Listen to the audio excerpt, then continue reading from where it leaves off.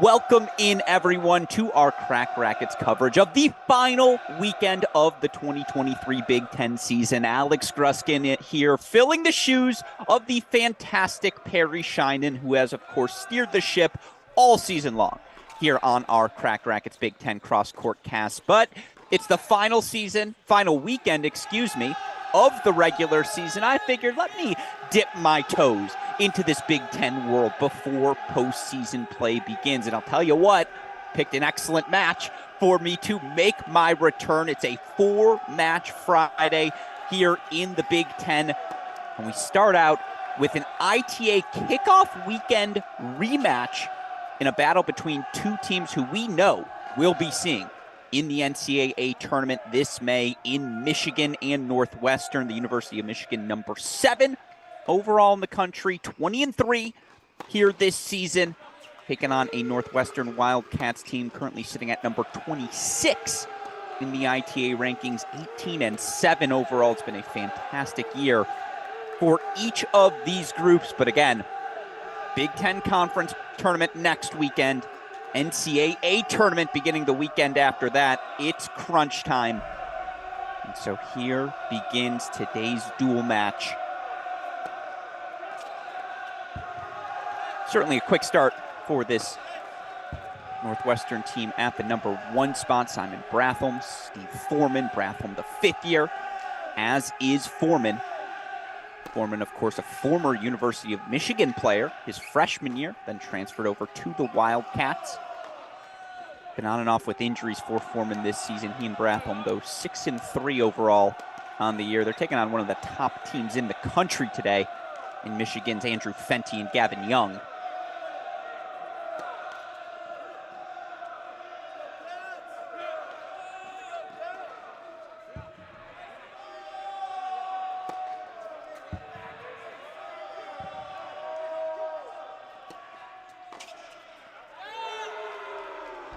It's an opening hold for Northwestern here on court number 1, and unfortunately these scoreboards move fast at the University of Michigan. Maybe that's why I talk so fast, having spent my college years in Ann Arbor.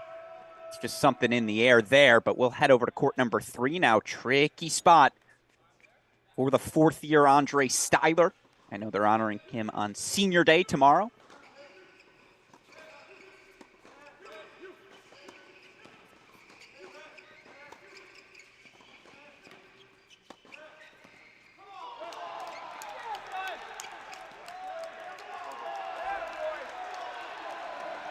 They'll honor him on Senior Day on Sunday.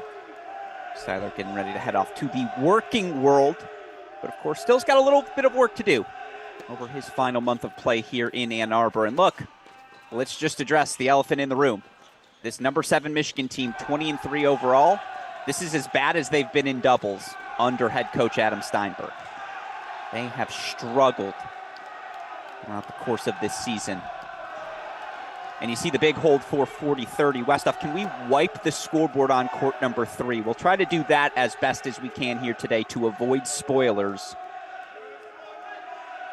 More than anything else, I'm just happy to be back in the booth with our fantastic super producer Daniel Westhoff here today. But again, it's the 4th year. I don't like calling him senior because I'm going to convince him to come back for one more. But the 4th year Andre Styler serving here on the near side, 40-30 game point, the opening service game for Michigan on court 3.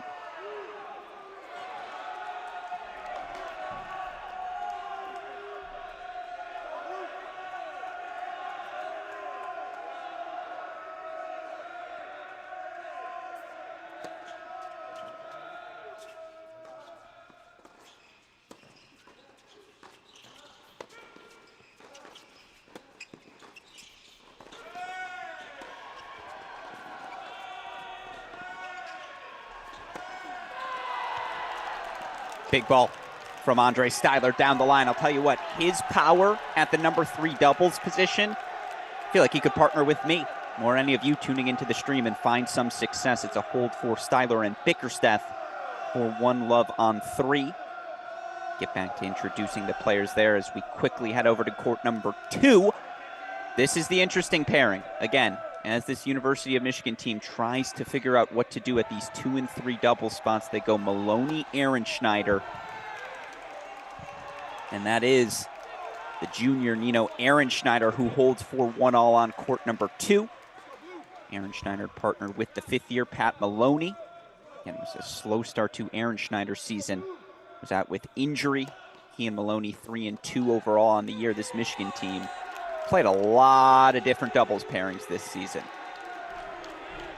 16 different combinations for the Wolverines overall this year. That is indicative of a team searching for answers. On the other side, Northwestern's been pretty darn good in this doubles point.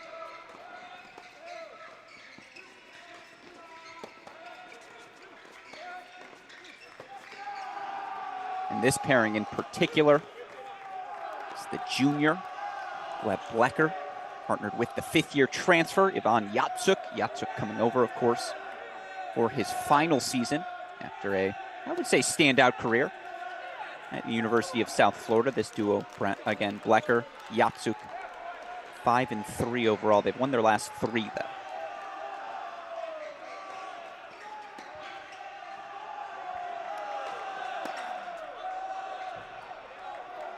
That sails on him for 30 love. You see that scoreboard's ahead. Blecker and Yatsuk already at 40 love, so a spoiler on this point. We'll wipe that scoreboard for the meantime.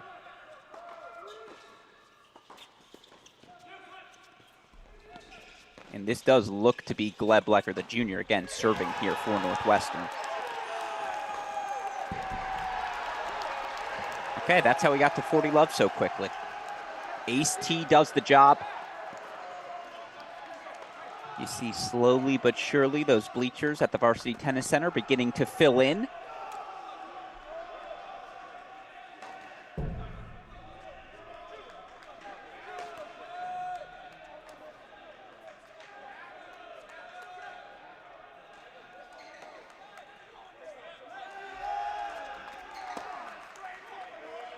So hold that love.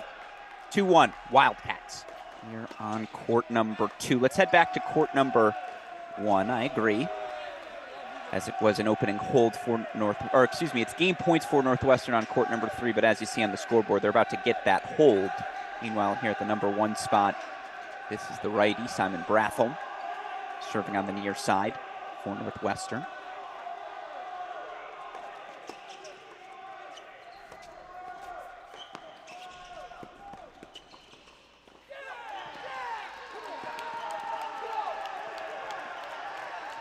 I mentioned the elephant in the room about Michigan's lack of doubles success. Let's also just address what we're seeing. I see the same cameras you do, and I promise you, on the top of the priority list for head coach Adam Steinberg, Ronnie Bernstein, getting these cameras up to speed at Michigan. You got 2 top 10 programs.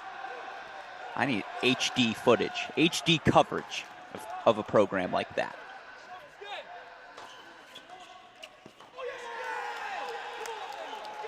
That goes long from Bratham. So let's wipe that scoreboard. I'll do a little heavy lifting here. Again, it's the 5th-year Andrew Fenty, first player in Michigan history to reach 100 doubles victories. Now, it helped that he had 5 years to do it, but a milestone's a milestone. He and Gavin Young, so good this season, 11-3 in dual match play, top 10 in the country.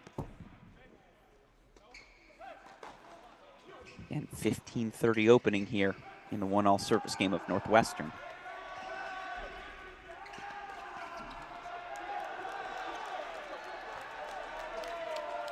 Pretty sure that was a double.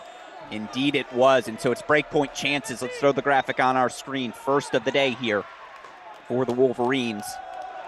Of course, how this doubles point works, you got 3 sets happening simultaneously.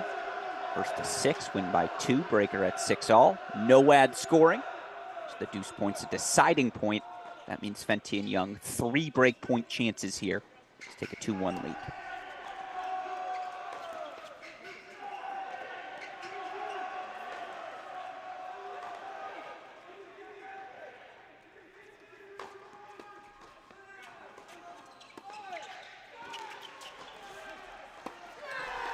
Splits the middle. There's a break. There's a roar for the Wolverines.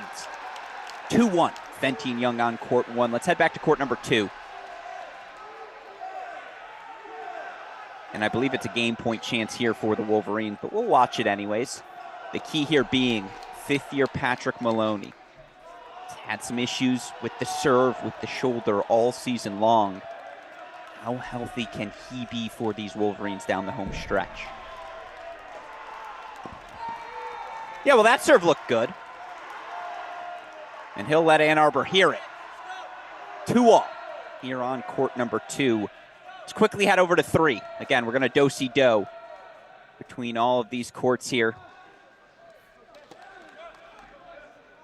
I believe we catch up here at a 30-all or a 40-15, but we know it's 40-30 next here.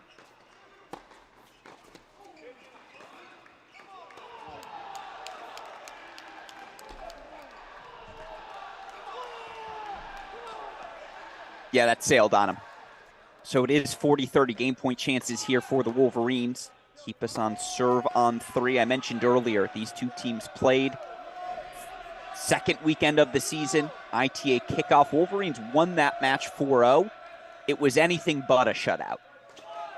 Northwestern had match points for the doubles point. Will Cooksey and Jacob Bickerstaff able to pull off a miracle at 3.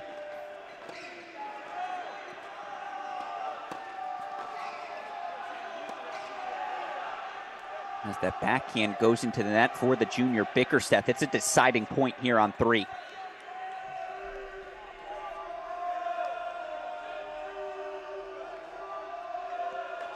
We had 4 3-set matches in that kickoff weekend battle between these two teams in singles as well. So again, buckle up, folks. 2 of the top 30 teams in the country. Deciding point here on Bickerstaff's serve.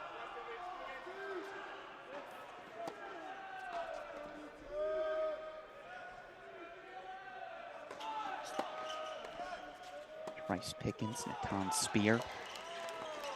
9 years of experience between the two for Northwestern.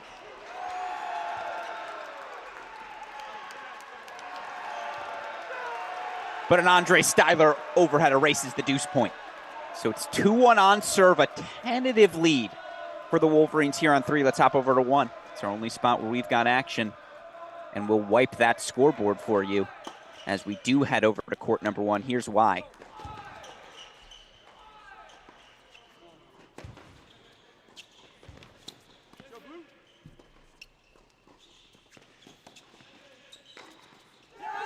Because with that Gavin Young forehand sailing, it is now break points Northwestern. Again, Steve Foreman, Simon Brathholm, they've been around the block for this Northwestern team. Both of them 5th years. Boy, would they love to get a win over the Wolverines.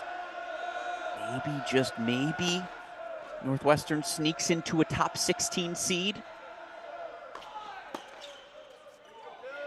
That's a good first serve from Gavin Young to erase break point number 1, so 30-40 now.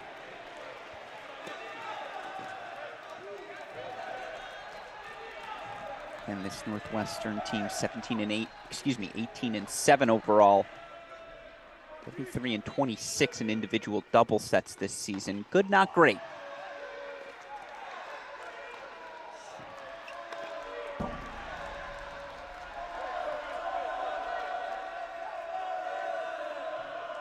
I like it. Ice the kicker.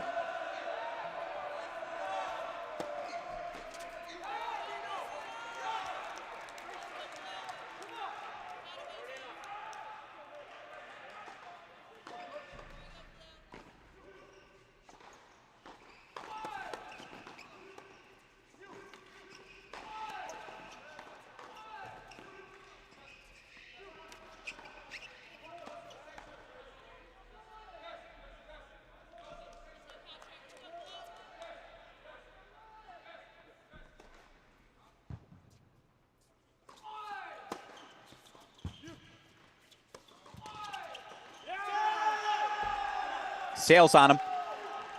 So we trade breaks here on court number 1. 2-all overall now. As we head over to court number 2.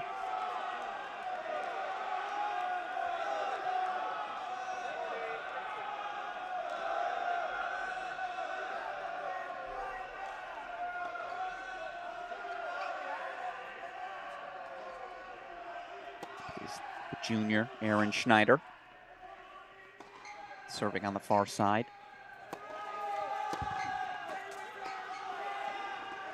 Yeah, that'll work. Of course, it's worth remembering, Aaron Schneider was a top 10 doubles player in the country. Partnered with Andrew Fenty. Was that 2 years ago? Last season? Who knows at this point? I just know they were top 10. So it's always nice to have a piece like that, certainly at the 2 doubles spot.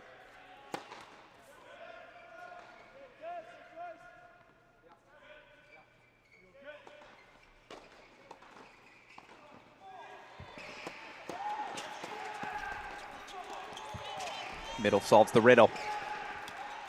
It's now 40-30 here for Aaron Schneider. Meanwhile, you see it's a break fest on 1. Top left of your screen, another Love 30 opening. That would make it potentially 3 straight breaks on court number 1. Meanwhile, again, Pickens, Spear, they were the duo that had the match points. And they took on Bickersteth and Cooksey. This time it's Bickersteth and Styler, obviously, at 3. You just wonder if that lingers in the back of their head today. But that's an ace wide from Aaron Schneider, and it's a hold. Or 2-all here on court, 3-all here on court 2. Look at the wheels, better hands from the Cats on 1. Let's go back there. 15-30. And if it's a lefty, as I believe it will be, it'll be the service game of that 5th-year Steve Foreman.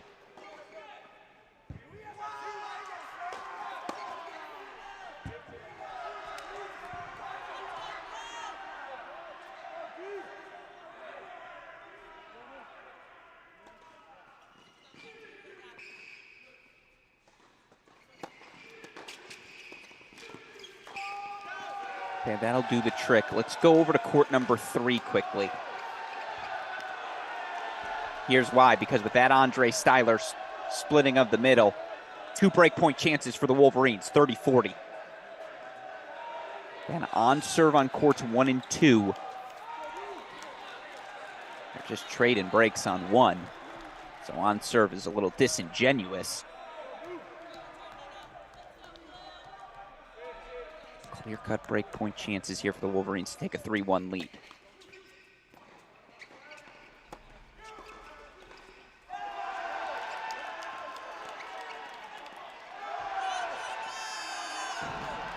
It's really good.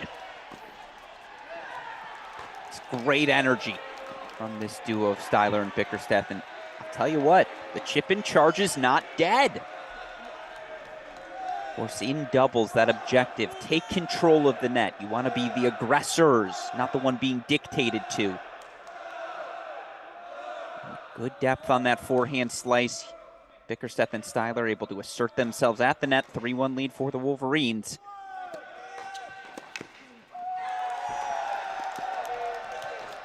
And Andrew Fenty with that down-the-line backhand. Wolverines do retake the break lead on court number 1, so 3 straight breaks there. 3-2 Michigan now up in breaks on the corners, 1 and 3.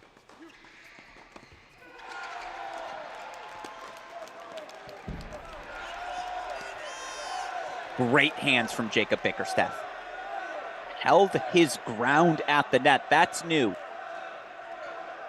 And having known Bickersteth quite a few years, Bickersteth from the Michigan area, Southeast Michigan to be specific, was the same age as my younger brother. Saw them growing up in the juniors together. He's always had that forehand. The volleys are a new addition to the juniors game.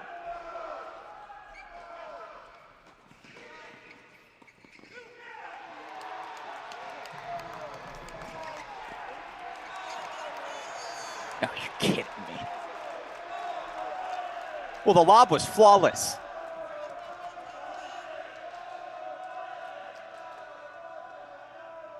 Andre Styler does Andre Styler things. So 30 love now here for the Wolverines. We're going to stick here on 3, see if the Wolverines can consolidate. Spoiler free.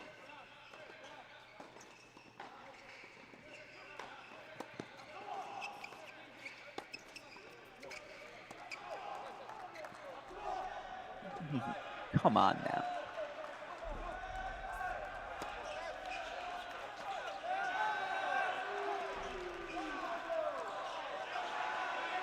He landed that, didn't he?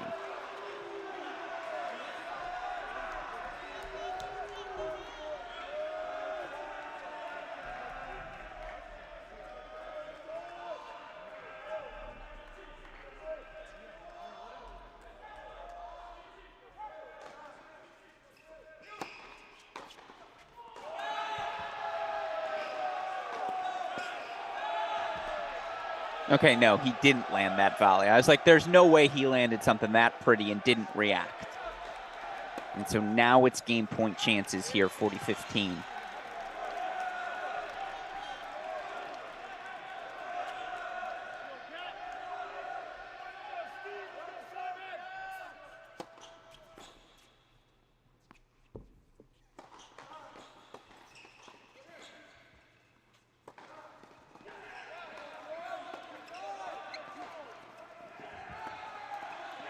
That's too good.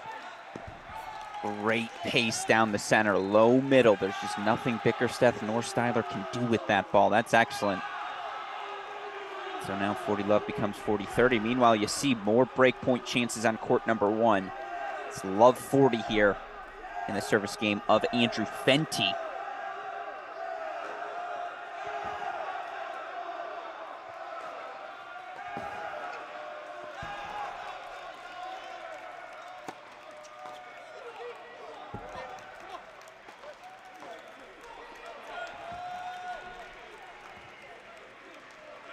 Didn't love the call on the tee.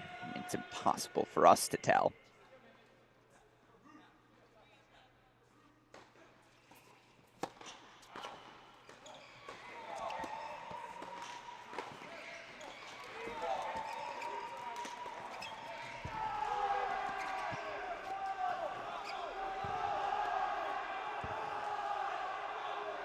Great defense. And it's a great return, dipped at the feet. Again, dare I say, a little hesitant from Jacob Bickerstaff there. Wanted to cross, didn't. The ball got low on Andre Styler as such. So now it's a deciding point.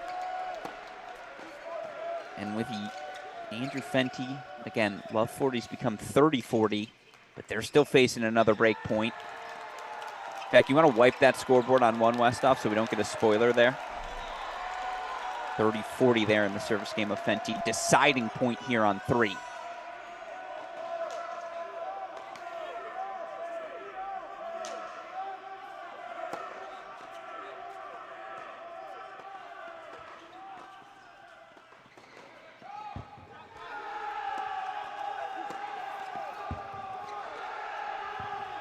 It's a massive moment, and maybe, just maybe, Northwestern begins to wrestle some momentum as we head over to 1.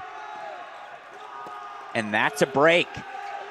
So simultaneous breaks on courts 1 and 3. We're back on serve. 4 straight breaks at the number 1 spot. Now we'll go hang out on court number 2 a little bit again. This has been straightforward. 4 all.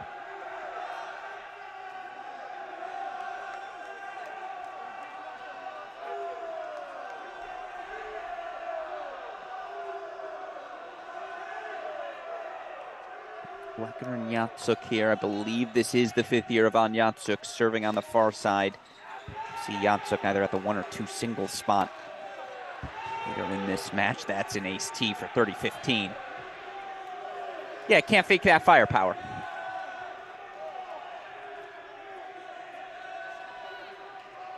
Again, we're on serve everywhere now. Northwestern responding to the early Michigan push.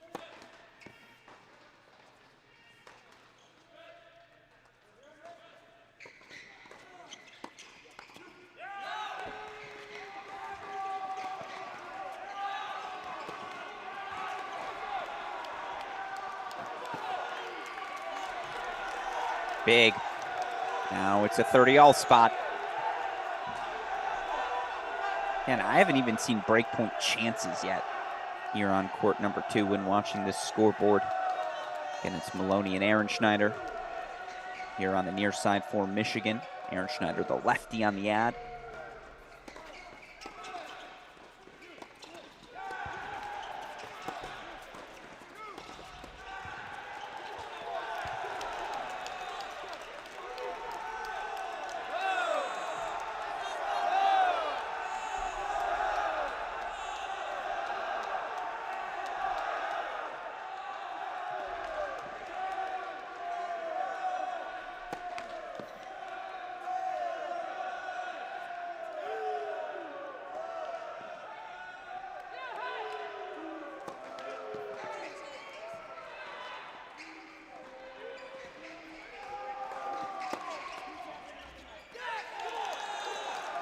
Go to a deciding point.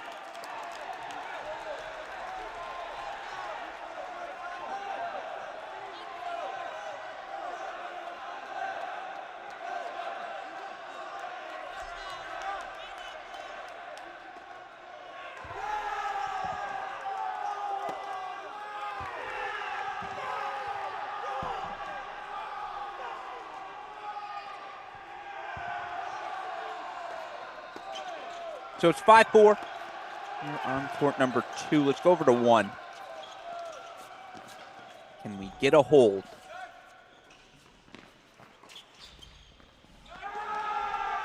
Well, that was roped by the 50-year Steve Foreman. Gorgeous 360 forehand. Sets up 40-30 game point chances to indeed earn that rare hold. As you see, Northwestern closing in on a hold as 3 to level things as well. Michigan going to be serving to stay alive in the set on 2. Very even thus far.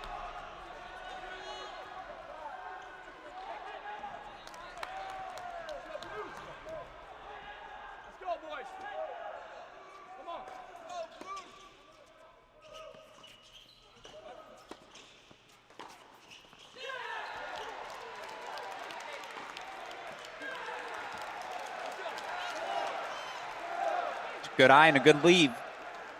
So throw that graphic on the board. Deciding point.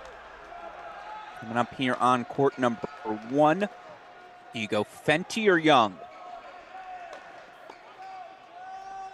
They're going Fenty. It'll be the 5th year to take the return. Again, it's been 4 straight breaks. Why not a 5th?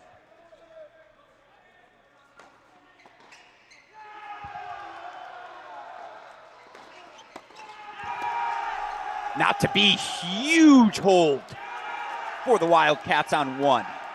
Breaks the streak. Big first serve there from Bratham, 4-4-3. Let's quickly go over to 3.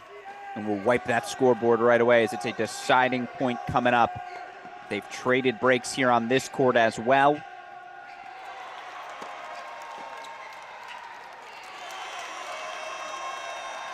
Aaron Schneider serving for the Wolverines on 2 to extend that set. Looks to be Northwestern head coach Arvin Swan there. A few words of wisdom.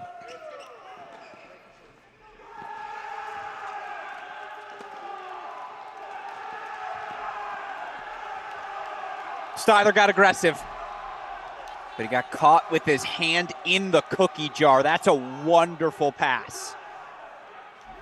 And again, this is where those 16 different duos, this team just other than Young and Fenty really has not been able to build continuity in the bottom half of the lineup. Let's go over to court number 2, see if Aaron Schneider can extend the set there. But again, you look for Pickens and Spear. They've played a bunch of matches together this season.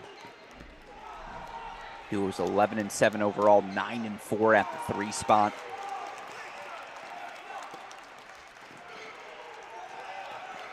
It's funny, and I say this as a joke. This court number 2, the camera makes it look like all of these players are in the witness protection program. They like just blur out the face, so you're not quite sure who's who. But that lefty is definitely Aaron Schneider serving on the far side. 30 love up here, 4-5. Wolverines trail.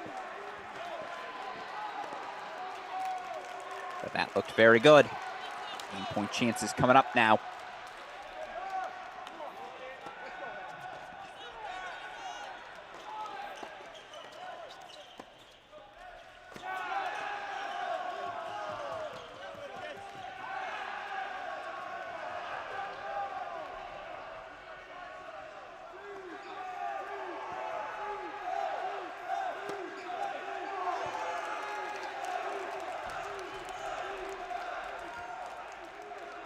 So it is a 5-0 hold here on 2. Let's go over to 1. Gavin Young's in a little bit of trouble. 15-30 now. Spoiler alert. Big first serve there. 4-30 all. We'll wipe that scoreboard there for you on 1. Super producer Daniel Westhoff going to try and get him up on 2 and 3.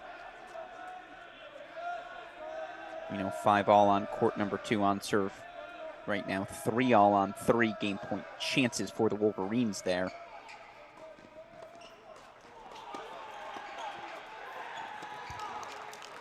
It's a big serve from Gavin Young in a big spot. So now the Wolverines 2 chances to get a hold of their own here at the number 1 spot. Meanwhile, still searching for a first break point chance at 2. Neither team having much success on the return. Of course, glass half full. Both teams having tons of success on serve. I suppose welcome back to indoor tennis as Gavin Young does get the hold. 4-4 all. We'll hold here. Now let's go back to 2. We spent a lot of time on 1 and 3. Feel like we really haven't gotten to sink our teeth into 2. Simon Brathholm. No, excuse me, Gleb Blecker. The junior serving here on the near side. Love 15.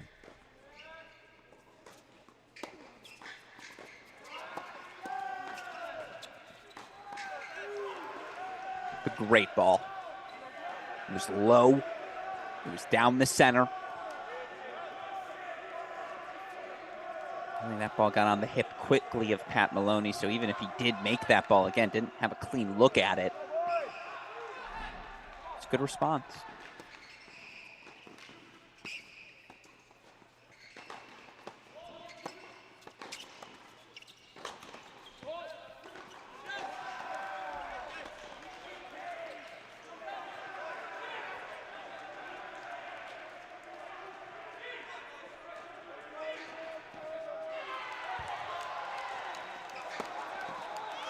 Oh my goodness. That's the Pat Maloney of January and February. Again, the 5th year. He's been in and out of the lineup, battling injuries. This Michigan team does not get itself to Orlando if Pat Maloney isn't 100%. So that is certainly a sight for Wolverine fans' sore eyes. It's now 15-30, maybe a little bit of an opening.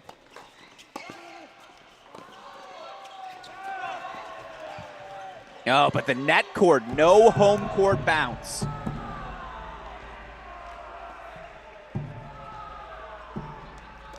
I don't think Maloney nor Aaron Schneider love the call. Again, it's a blurry camera. It looked long to me. That was an opportunity.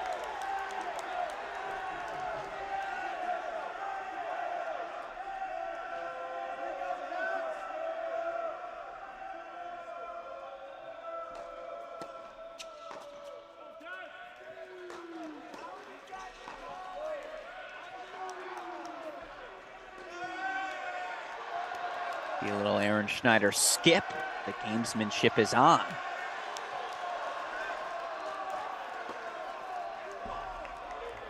Great serve. What a bold choice. Personally, I think that slice serve wide on the deuce side is the most difficult serve to hit as a righty. Now again, these guys are a little bit better than me, but still to go for that small of a target, to go after the Maloney forehand and 30 all. Again, boldness rewarded here. 2 game point shots.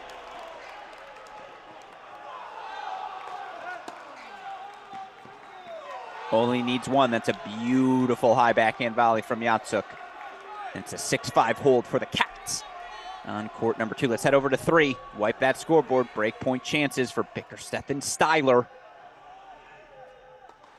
You see it's on serve on 1, 30-40 here, and I can't tell if that's Pickens or Spear. I've been mixing them up for 4 years, folks. Nothing's going to change now.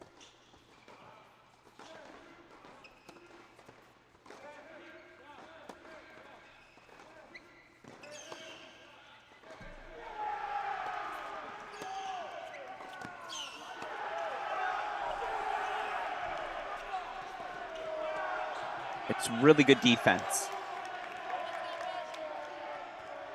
But let's be honest, that's a volley that has to be finished. Whether it's Bickersteth down the center, or again, all Andre Styler has to do is put that volley in the court. I know how tough the high backhand can be, but you can't miss that. You just can't. So now it's a deciding point. Again, gotta credit Pickens and Spear. God, have they just continued to fight here on 3.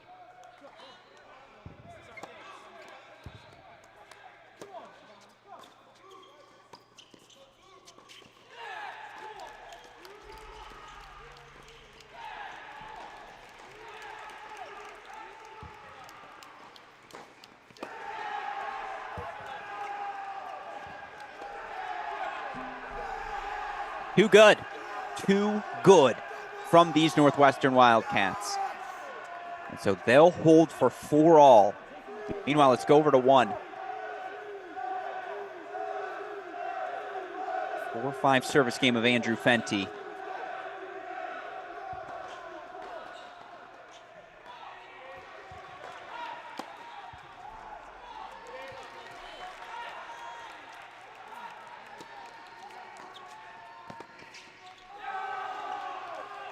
And now it's 15-30.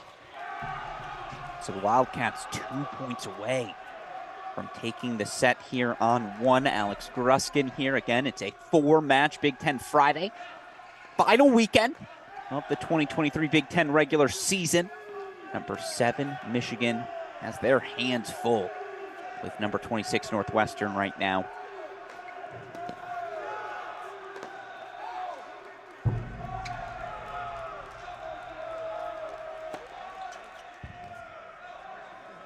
Worth noting, winner of today's match will take sole possession of 2nd place in the Big Ten standings.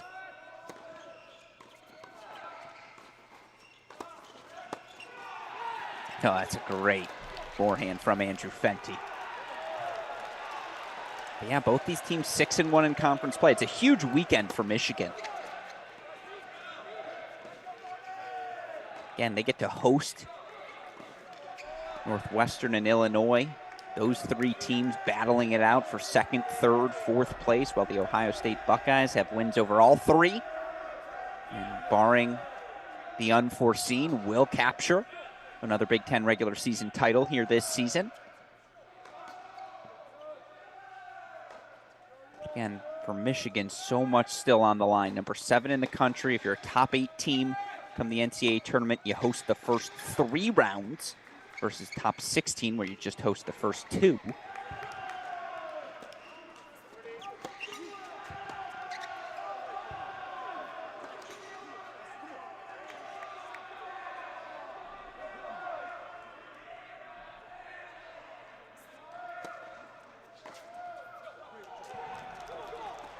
Just why that was a bold rip from the 5th-year Steve Foreman, and hey, he almost landed it. Now it's game point chances here for Fenty and Young. Meanwhile, Maloney 40-30, but you see what way that's going at 2. We're going to a breaker on court number 2.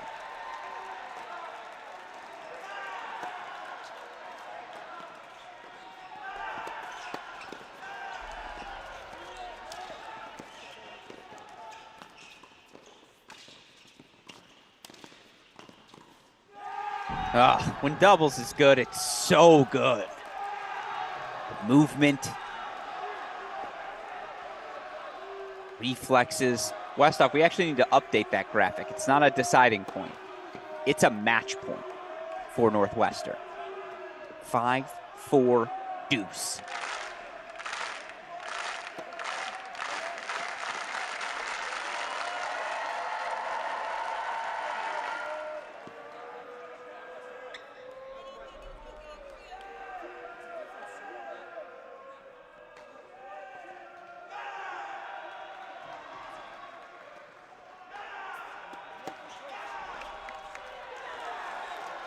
Found a first serve when he needed it most. Again, there's a reason Andrew Fenty is the winningest player in men's tennis doubles history here at the University of Michigan. Andrew Fenty. 5-all hold on one. Let's go to court number 2. We're going to keep that in the big box through the ending of this breaker. Patrick Maloney, Nino Ehrenschneider. 6-all with Gleb Blecker, Ivan Yatsuk. There were no breaks of serve at this number 2. It has just been good, clean living, big serving, first volleys. It's been fun. And that lefty slice. You just don't see that one frequently. So 2-1 Wolverines here on 2. I believe, yes, at this number 2 spot. That certainly looked to be the new volunteer coach for these Wolverines, brought on, of course, this year. Been such a pleasure to get to know Max Stewart. Wasn't too shabby of a player himself.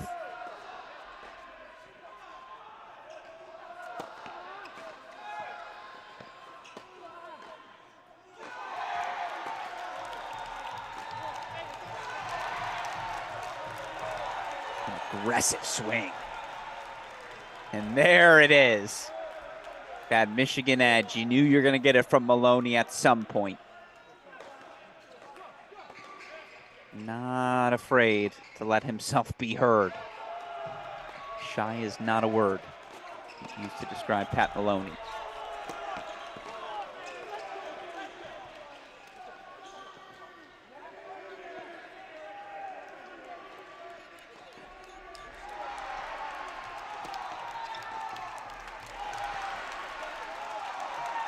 And that lands good as well.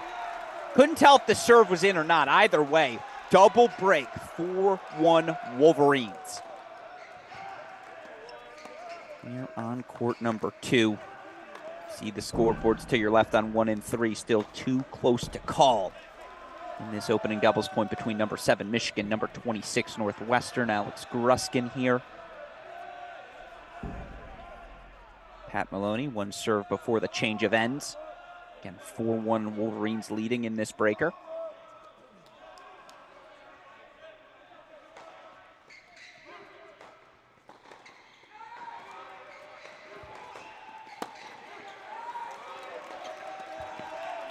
Five-1 at the turn. We'll stick here on 2. It'll be a quick changeover. You see on court number 1.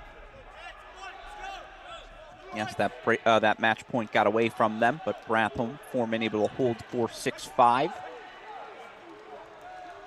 Spear and Pickens looking to fight off Bickersteth and Styler as they'll serve 4-5 on serve at 3 for Northwestern.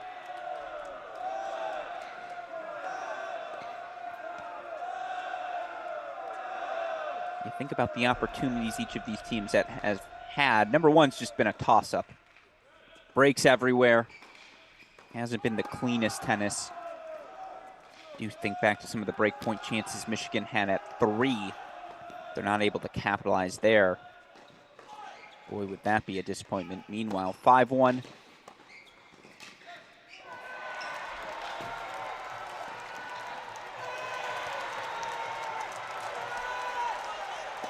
And that landed good as well.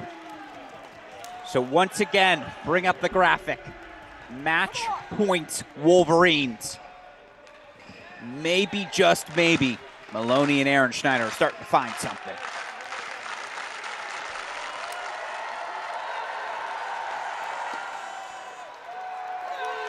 And that lands good.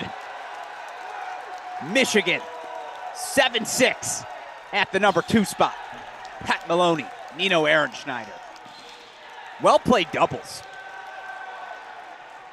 from both Michigan and the Wildcats. So now Michigan just needs one of these two sets. Northwestern gonna need them both. Apologies, as I know scoreboard's a little bit ahead.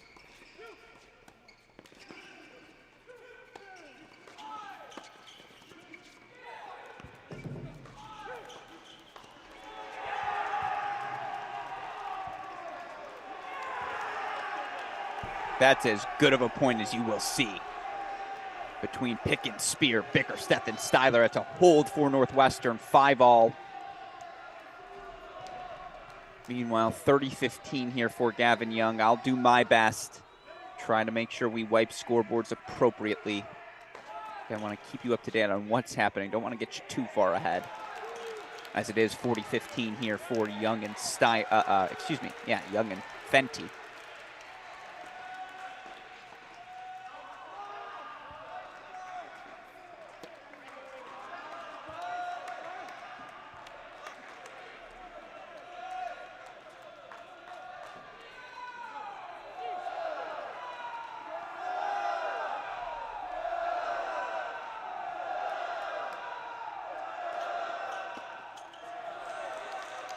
To hold for Gavin Young.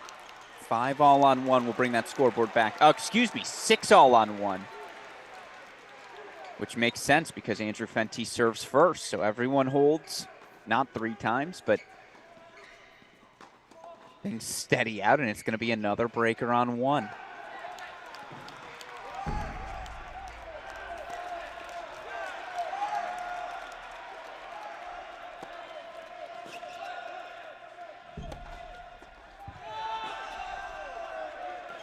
So 1 love there. Let's hide that scoreboard on court number 1.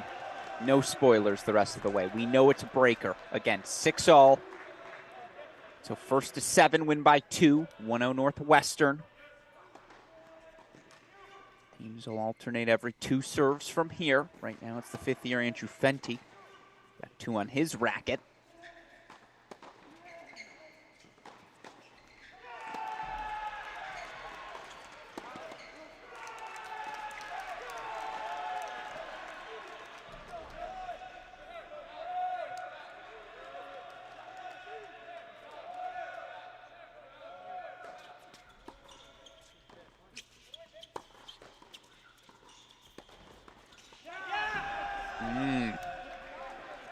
In the net, mini break to Brathholm and Foreman.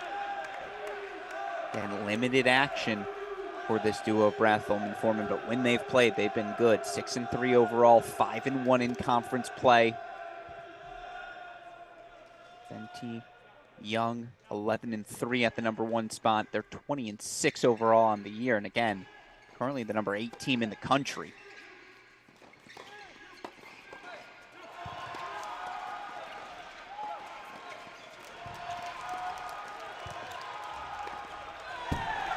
Great hands, and that's why they're 8 in the country. Gavin Young held his ground. Andrew Fenty with the put-away overhead. As you see game point chances for the Wolverines to extend their lead for 6-5. Looks like they're going to do that on 3. So let's just go full screen to 1. Northwestern leading 2-1 mini break lead in that breaker. I'll keep our eye on 3 if we get to a match point.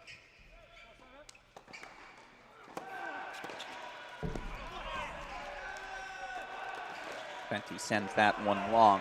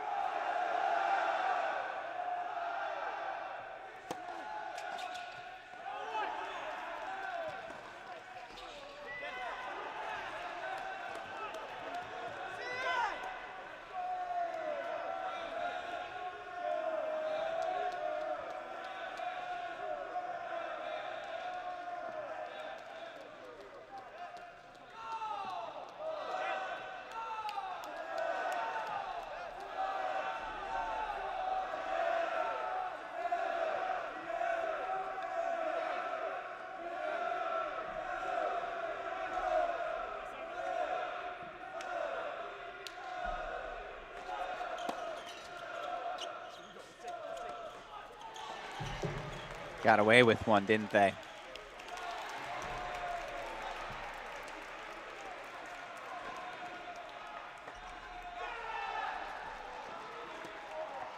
So 4-2 lead here at the turn for Northwestern. Again, it'll be a quick turn.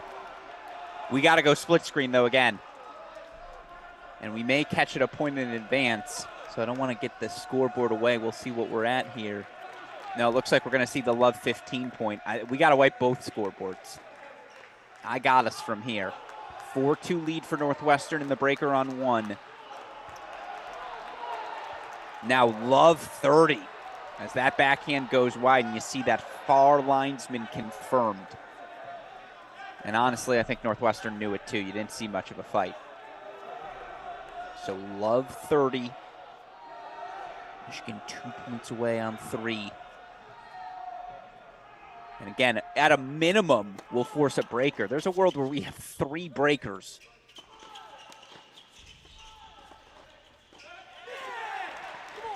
And that Foreman lob goes long, so we're back on serve, I believe. 3-4 in that breaker on 1. No, we are not back on serve. It's just a single mini break lead. Excuse me, 4-3 for Bratham and Foreman. Meanwhile, 15-30 now for Michigan on, for Northwestern serving on 3.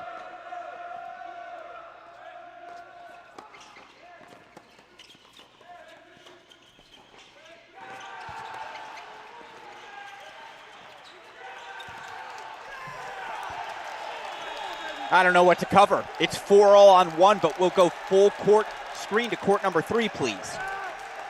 Match points for Styler and Bickerstaff.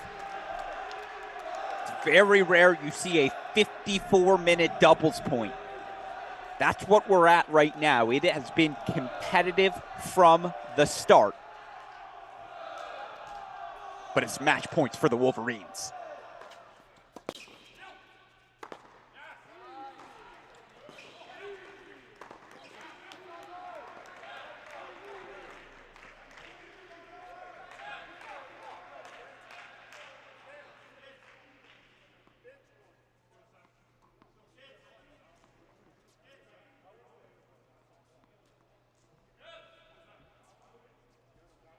Little confusion.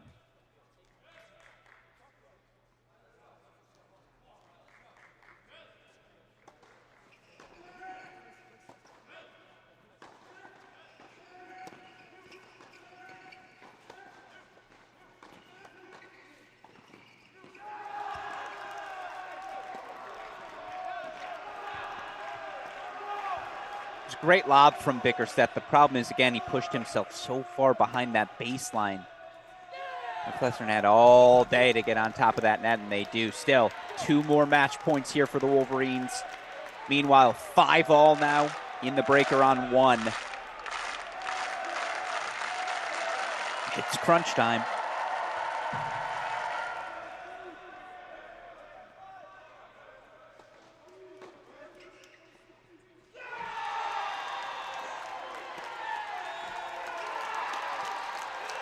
Doubles point Wolverines. Styler, Bickerstaff, 7-5 at the number 3 position over Pickens and Spear. And so number 7 Michigan takes a 1-0 lead heading into our 6 singles matches. Of course, we have those 6 singles matches and then 3 more matches to come as it is a 4-match day here in the Big Ten. We'll have 2 more matches for you as they've decided to move Michigan State outdoors today. Michigan State taking on the Illinois men, so unfortunately no cameras outside in East Lansing. We won't be able to have coverage of that one for you, but coming up 6 p.m. Eastern time, we'll have the Ohio State men, the Wisconsin women, and of course, we'll have singles action here in Michigan Northwestern. We're going to step away for a moment, make sure all of our cameras are set, but of course, we'll be back for the start of singles for all of us here on our Crack Rackets CrossCourt cast. I'm Alex Gruskin. You're watching our coverage of the final day of the 2023 regular season in the Big Ten. We'll have more for you all in a moment.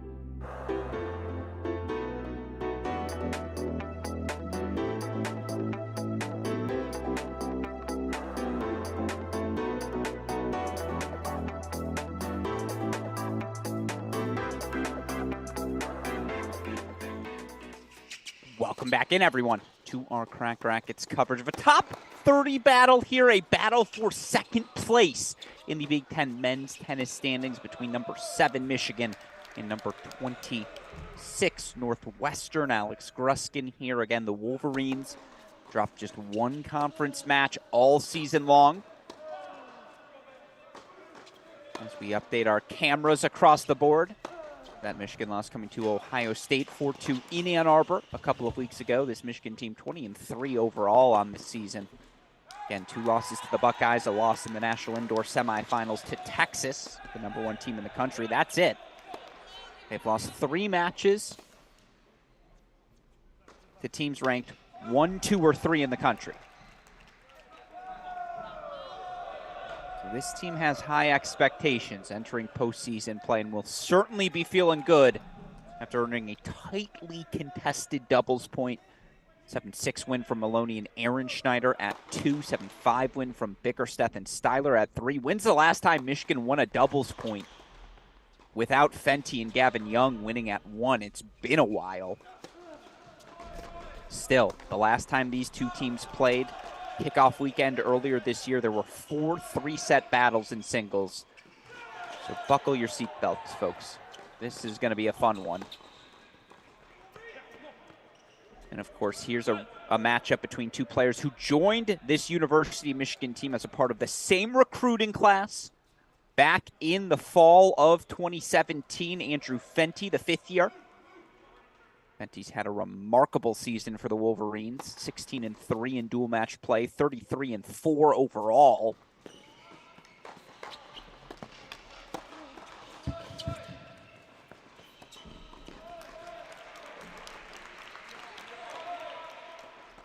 As such, Fenty right now number 11 in the country. He's taking on number 60, Steve Foreman. Again, Foreman the 5th year, the lefty. He's dealt with injuries this season, but 7-2 overall at the top spot and just has weapons. Asserts himself, hits such a heavy ball. It's going to be a fun matchup here on 1.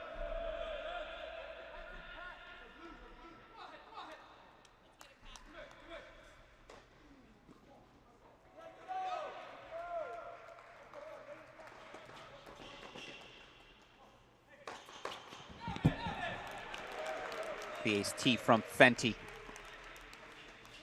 By the way, I believe if you finish the season ranked in the top 8, you earn automatic All-American status. Now, Fenty's been an All-American in the past, but it's always nice to see that banner they hang up at the Varsity Tennis Center for those All-American honorees. And it's a couple of aces from Andrew Fenty. That serve's been a big spot of development for him this season. He's fitter than he's ever been. Playing the best tennis of his career, holds 4-1 love here at 1. Let's go over to 2. Gonna want to introduce everything. Then, of course, we'll lock into the swing matches, the swing moments. Not too worried about spoilers at this point either, but you see it is the 4th year Andre Styler.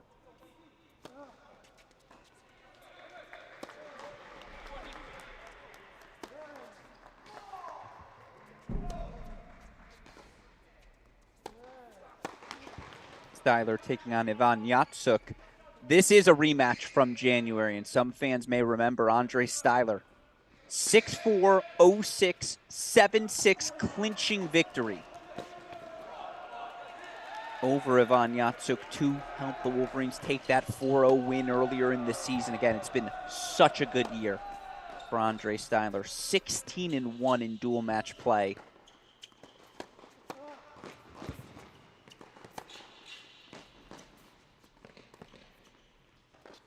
As such, Styler currently finds himself number 7 in the country, highest ranked Wolverine.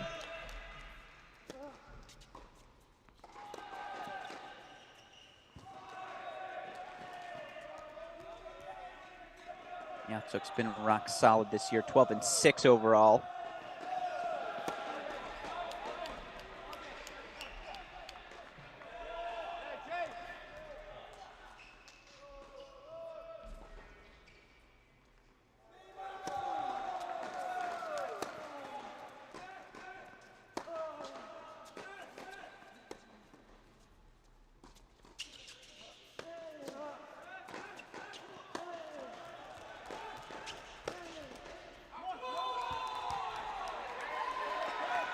And again, it will be interesting to see the pace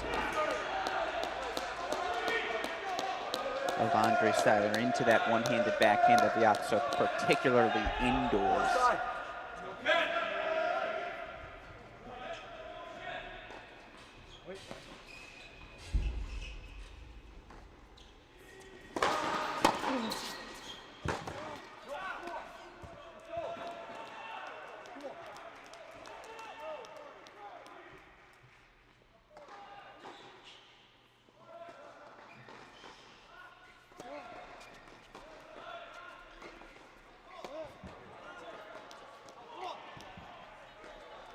As that goes wide. Yeah, when they played last time, it was a lot of that first strike tennis.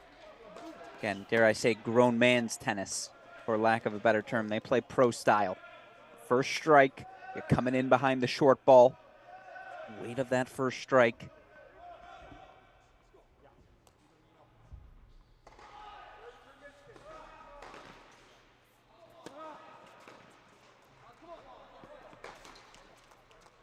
As that goes wide. Game point chances here for Styler on 2. You see Michigan's already opened up an early break lead on court number 4. Nino Ehrenschneider healthy and indeed up to the number 4 spot. That is a development.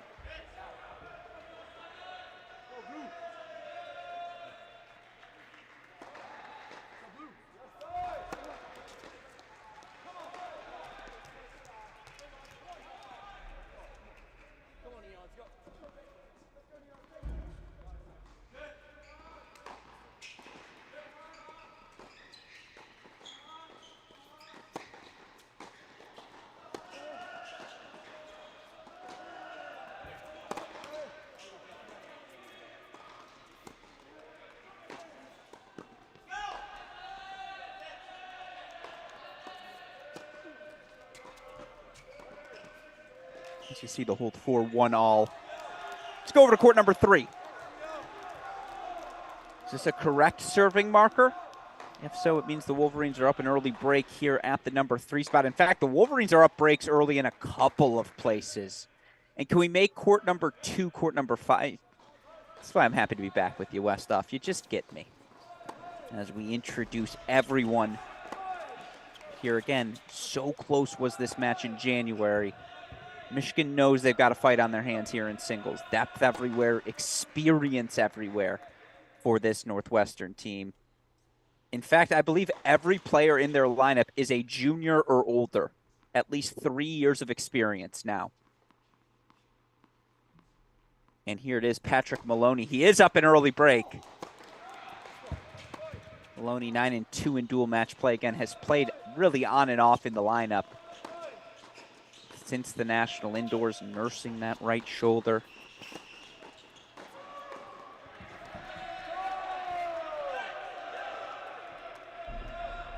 Having talked to Patrick Maloney, he says he's happy when his first serve percentage right now is over 50%. And of course, when you play in the top half of a lineup, you gotta have that first serve as the table setter to get into your playbook. Right now, Bratholm's got breakpoint chances. Of course, Bratholm, the 5th year, has been rock solid as well. 7-7, but had a lot of success at the 2 singles position this year. Now today playing 3. Still breakpoint chances. We'll throw that graphic up on your screen. I know that's a spoiler. It looks like Maloney's going to fight this one off.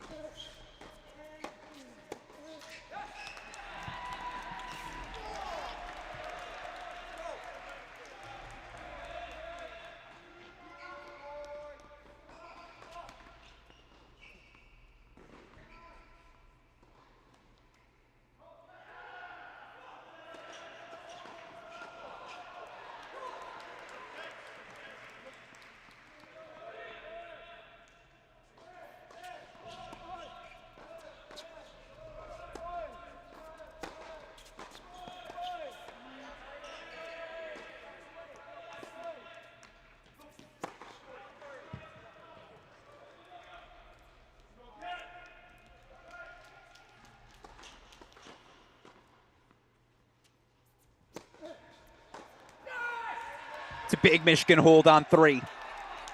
And Maloney's going to let the crowd hear it already early. Again, Michigan is nursing some early break leads just about everywhere. In fact, let's head over to court number 4. We're going to get there just in time, it looks like, for a critical deuce point.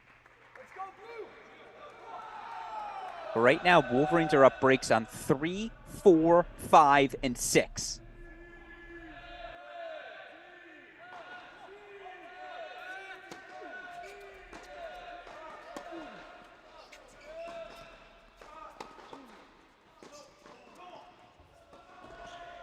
Looks like that ball landed good from Pickens.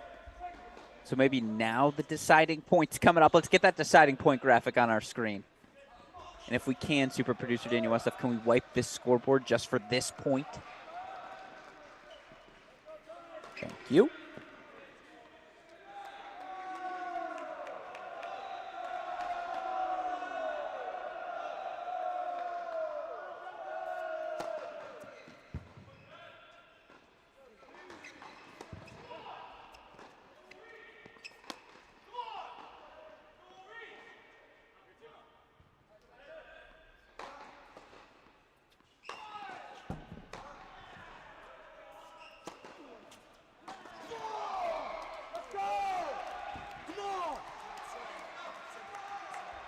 We love Aaron Schneider. All Wolverines right now at the bottom of the lineup. Let's go over to court number 5. If we can, just do a do-si-do. And we're going to stick here in the bottom half as Michigan has separated itself for the moment.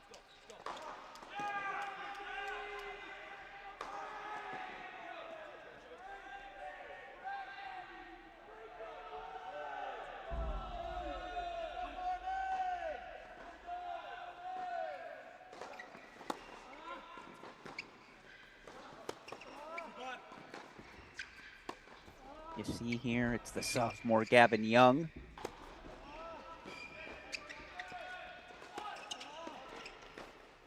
Young now 15 all. He's taking on junior Presley Thieneman. Yes, that Thieneman.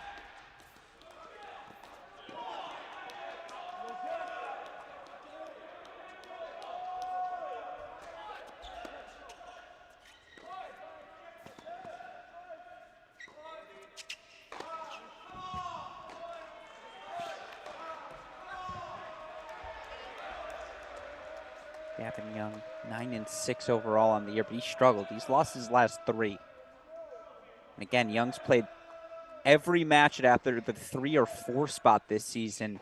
That's a straight flip in the lineup. Aaron Schneider, back from injury, was in a boot to start the year. He has slowly ascended to the number 4 spot. And as such, again, Young at 5 today. That's a story in itself. Yes, Michigan is 20-3, but there's no doubt they've been in a funk. They've limped through the finish line in some conference matches this year, whether it be Wisconsin, Michigan State, Penn State, the Louisville non-conference match they almost lost, but it survived at the start of April.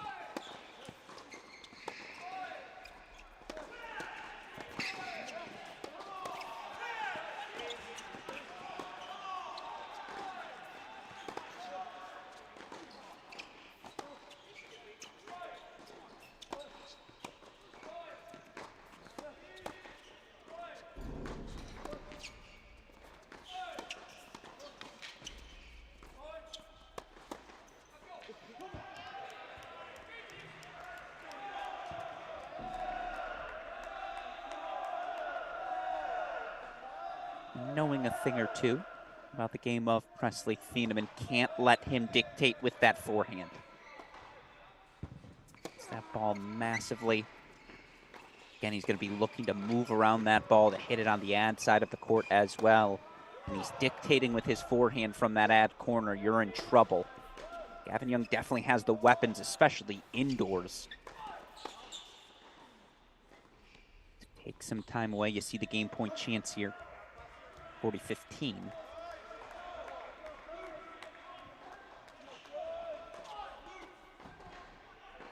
That's why you build the game point leads. Now 40-30, spoiler alert, what's coming. Again, this is out of our control. It's these Michigan scoreboards. They move fast.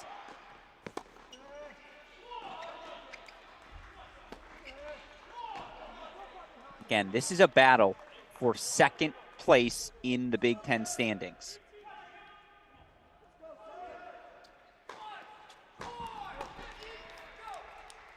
As you see the Gavin Young hold for 3-1. Let's go over to court number 6. But right now, Michigan 6-1, Northwestern 6-1, Illinois, who the Wolverines will play later, 5-2.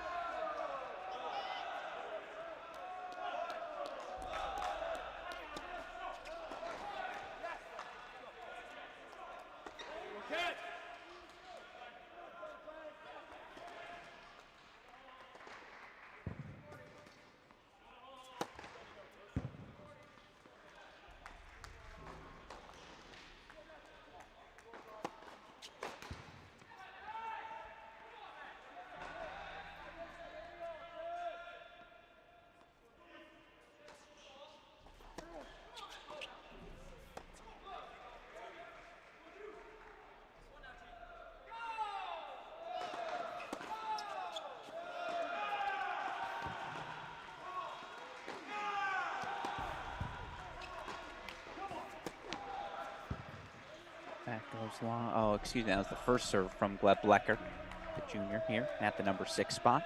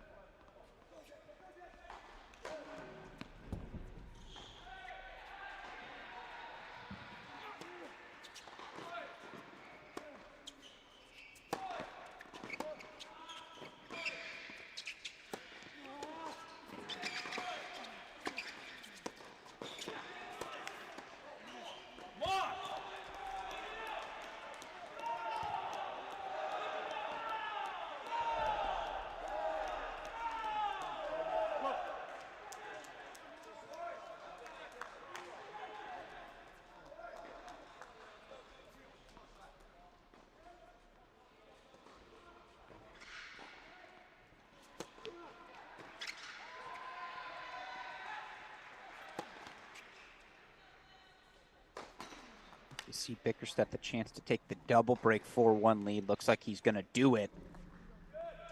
Again, the junior at the number 6 spot now for the Wolverines. He's run very hot and cold, 11-4 in dual match play. It's been good, not great, and that's why it's great to see him off to this quick start if you're a Wolverine fan. Meanwhile, I mean, look across the board here. This is your pathway to victory for Michigan. It's very straightforward here at the start. Breaks up on 6, 4, and 5. Let's go over to 5 for this Thieneman deuce point. Gotta have it. Cannot afford to go down a double break. Not indoors. Not against this hungry Michigan team.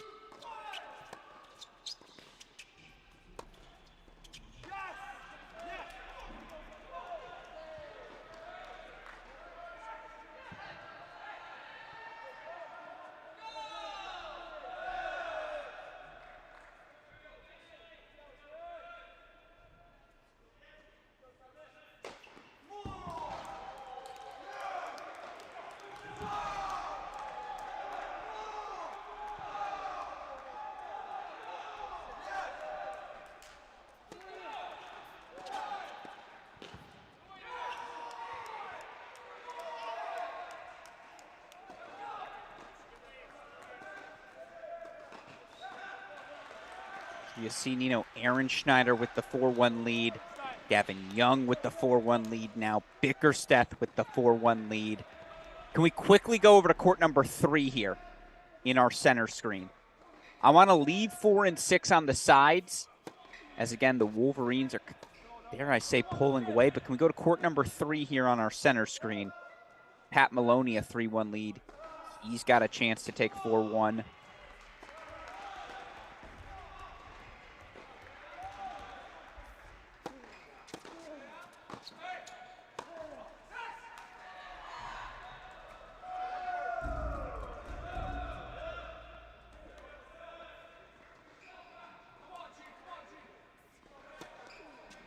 See, yeah, Maloney here again, the 3-1 lead. 4-1 for Michigan on 6, and Bickerstaff looking to make it a 5-1 lead. Andre Styler up a break 3-2 at 2 as well. So Michigan is up breaks on 5 of 6 courts. Steve Foreman's up a break on 1 for Northwestern, but it's been since about January that the Wolverines have looked like this through a first 90 minutes.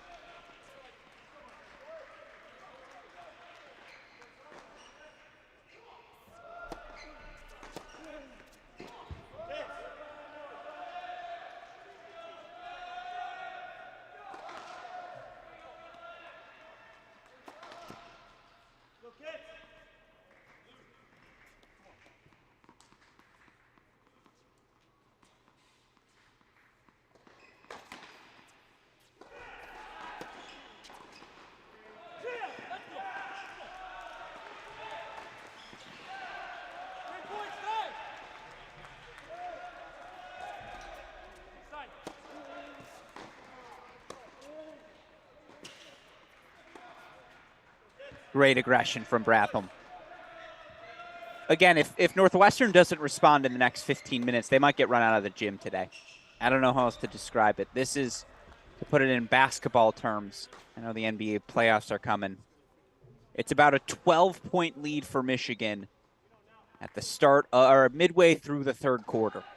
Again, they're just up so big across the board here on so many of these sets. Northwestern's in jeopardy of going down 25 heading into the fourth. Down 5 first sets and doubles, right?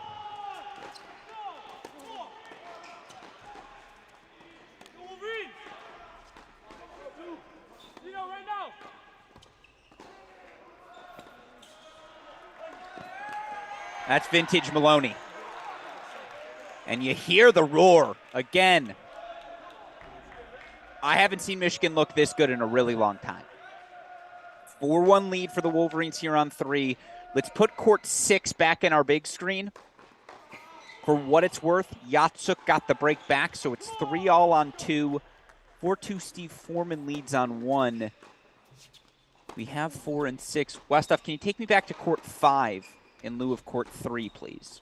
Court 5 replace court 3, where again, Gavin Young 4-1 30-all.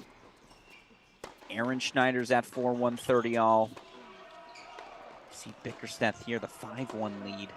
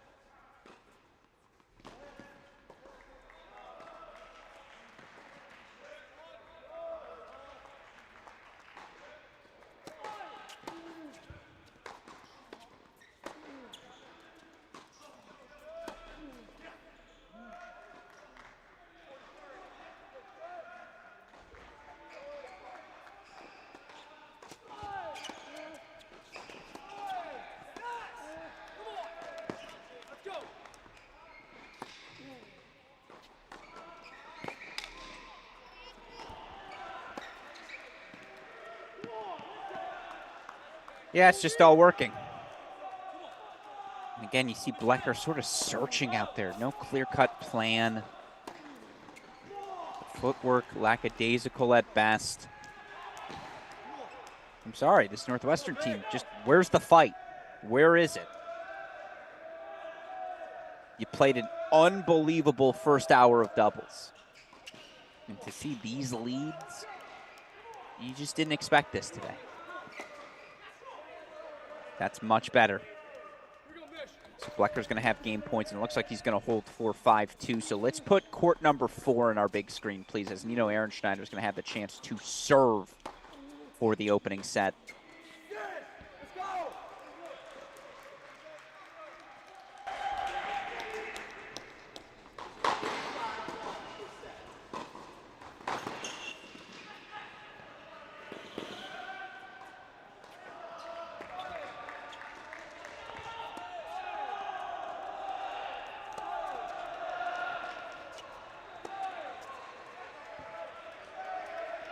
So you see Aaron Schneider 4-1. Can we replace court 4 with court number 1 in that top left if Steve Foreman has a chance to go up a double break 5-2 lead?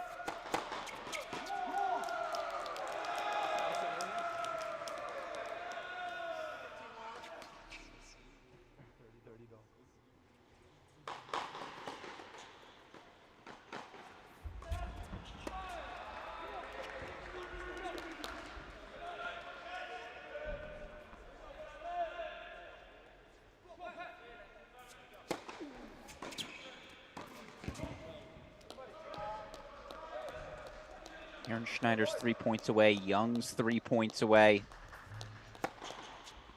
Bickerstaff going to serve for the set now.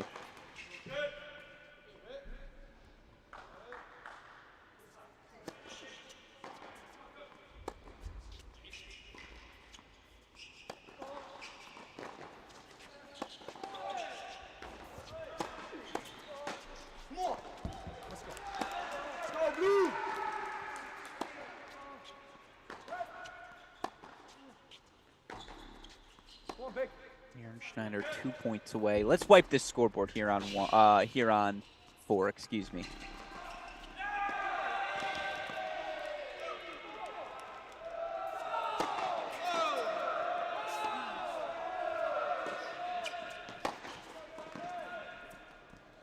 It's a gorgeous volley. That might be your highlight of the day. Off the racket of Trice Pickens. Again, Aaron Schneider started his season out in the boot. As such, he's only finished 8 dual matches this year. 5-3 overall, though he's won his last 2. Pickens 11-5 this season. 4-2 in conference play.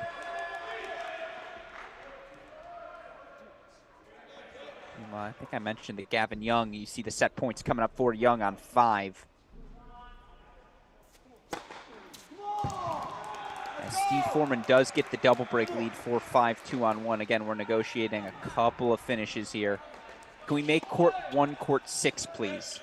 Jacob Bickerstaff serving for the set.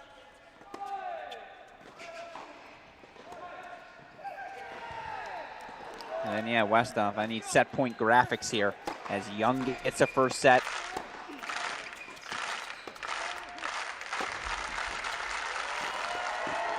And that's a first set for Aaron Schneider as well. So Wolverines race out to 6-1 sets on courts 4 and 5. Let's put court 6 in the big screen. Jacob Bickerstaff serving for a third first set. Meanwhile, can we make courts 4 and 5 become courts 1 and 3, please? Courts 1 and 3 on our side. Steve Foreman about to serve for the first set, up 5-2 on 1. Pat Maloney, the 5-1 lead for Michigan on 3.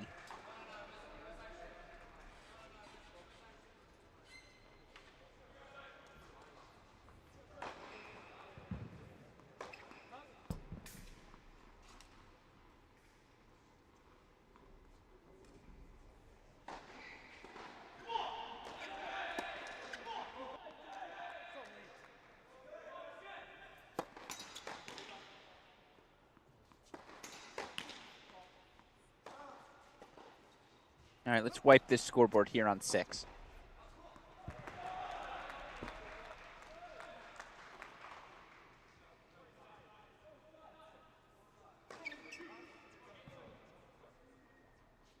Set point chances here for Jacob Bickerstaff.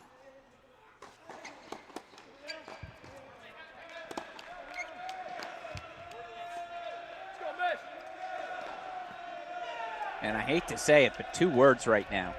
And honestly, it's 1 word. Beatdown. That's what this is.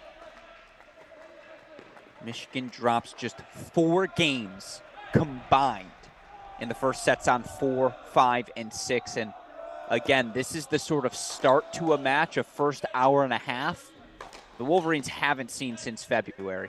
So 6-2 set from Bickerstaff on 6. Let's put 1 on the big screen. Here's your bright spot. If you're Northwestern, Steve Foreman, who, by the way, needs to get into the NCAA tournament. And right now, Foreman, 60 in the country. I'll tell you what, a win over number 11, Andrew Fentide, would be a massive boost to his resume.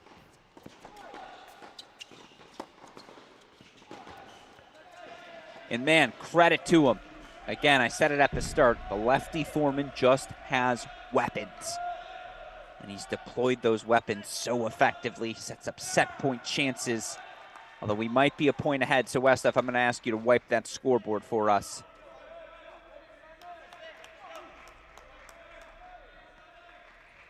Oh, and can we make court 6, court 2, please? I apologize, folks. That's on me.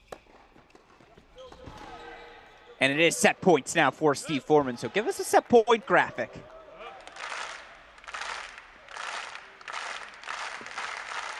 And again, Maloney's going to serve for the set. We'll get you over to court 2 instead of court 6 in that top left.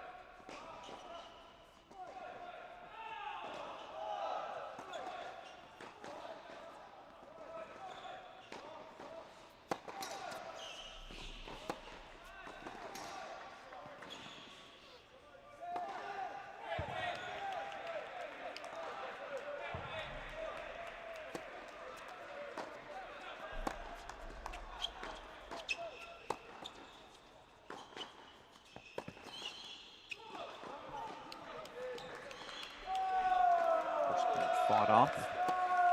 Again, Maloney getting ready to serve for the set. As expected, a really fun battle with first strike tennis. Yatsuk and Styler. No, we haven't shown you much of it.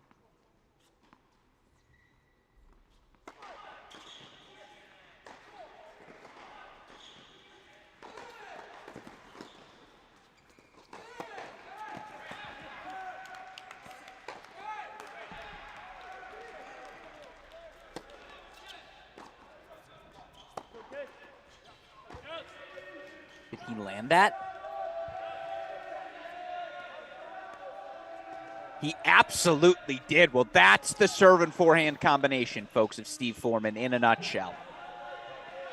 6-2 opening set for the Wildcats. That's something, as we'll put court 3 in our big screen now. Set points for Maloney. That's in that bottom left of your screen.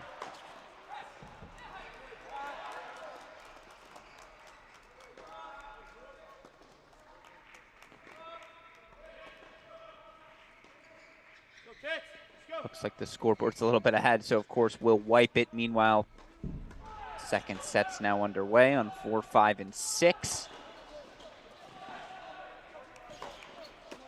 Let's make court 1, court 5, please.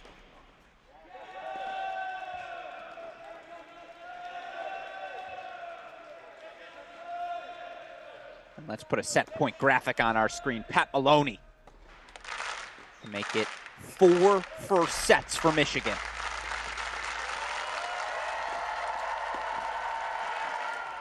The serve looked good there. Pat Maloney, 6-2 set on court number 3. Again, they've dropped 6 games in the 4 first sets they won on 3 through 6. That's a heck of a start for the Wolverines today. Only 1 first set remaining. It's on court number 2, and I believe they're just headed to a changeover there, if not just getting out of it. So let's put court 2 on the big screen. Yep, they're just getting out of that changeover. So we'll put that top left match in your big screen. And Alex Gruskin here. We've got 2 more matches for you all today. They start at the top of the hour.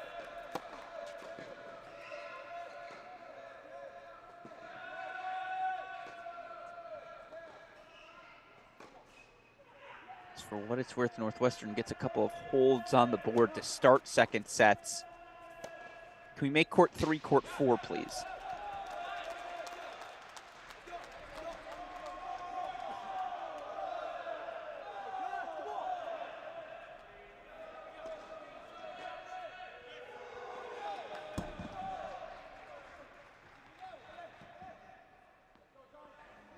Come on, Blue.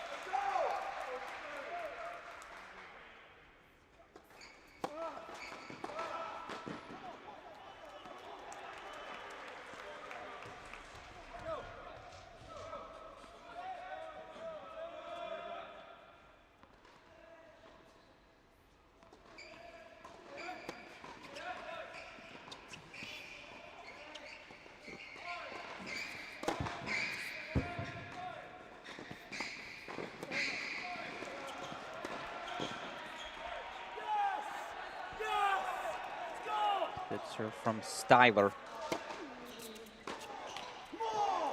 17-point chances here for 5-all.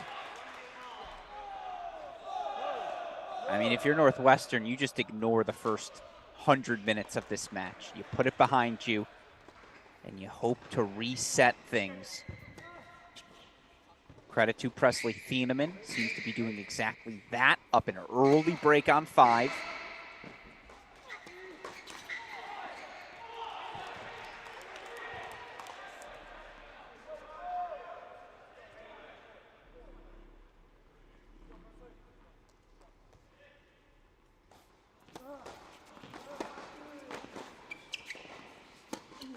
That forehand sails from Styler, though. You have to ask yourself, have these Wildcats dug themselves too big of a hole?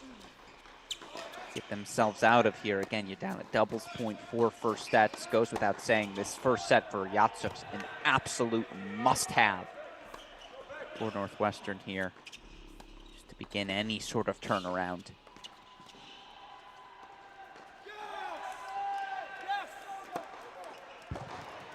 But not yet. Ace wide. That's why he's 7 in the country. Andre Styler, 5-all. Here on court number 2. All right, Thieneman's got a break lead on 5.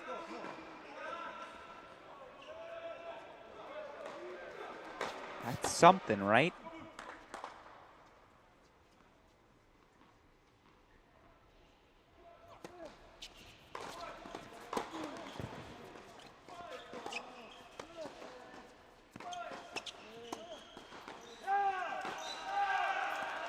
What I would give to have that Andre Styler forehand. His ability to hold his court positioning, the weight behind that shot, the balance he possesses.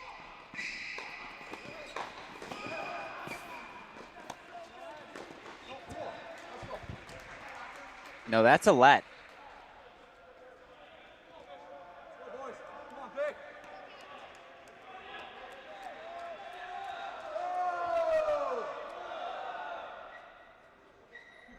I think, right?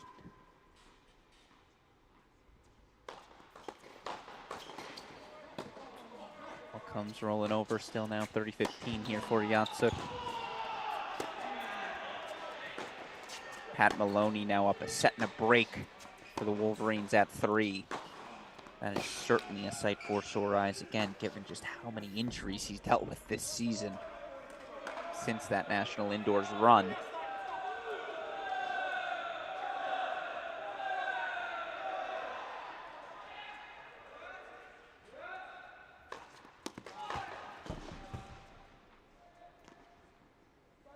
Actually, if you don't mind, Westhoff, wipe that scoreboard for us here on 2.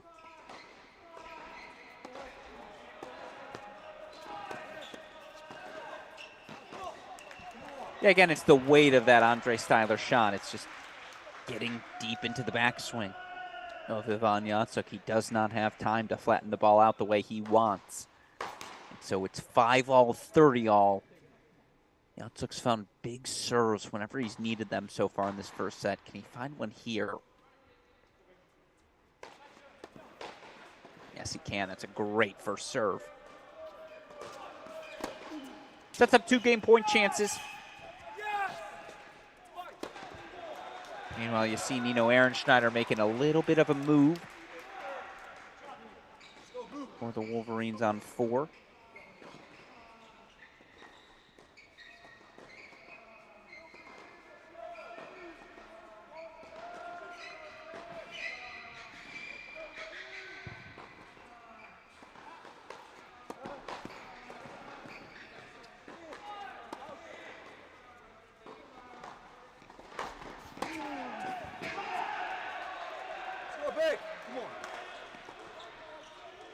So you see it's a Yatsuk hold for 6-5. Still on serve here in the first set on 2. Let's put Gavin Young in the big screen. We'll put court 5 again. Little do-si-do here. Pickens holding for 2-1 there on 4. So leave court 2, if you will, on our screen. We can get rid of Pickens in the meantime. Let's make that court number 3, please, as again, Maloney's got that set and a break lead. As does Steve Foreman, for what it's worth, on court number 1. But yeah, we'll make court 4 court 3, please.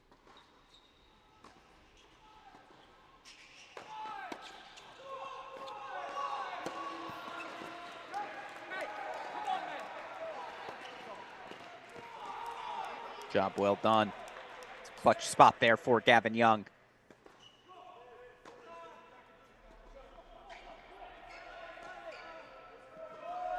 And again, the scoreboard's a little bit ahead of us. Apologize. This is the 40-30 point for Gavin coming up on your screen. We can wipe that scoreboard for now. Young up a set, but down a break here in the second.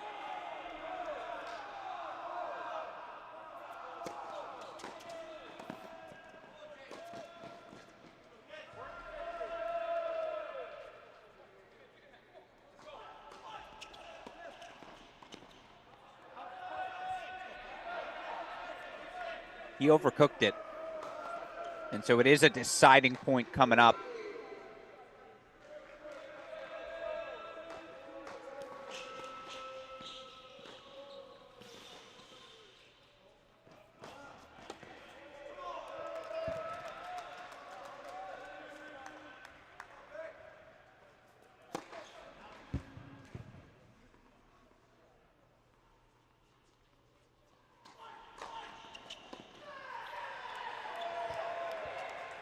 Big first serve from Gavin Young.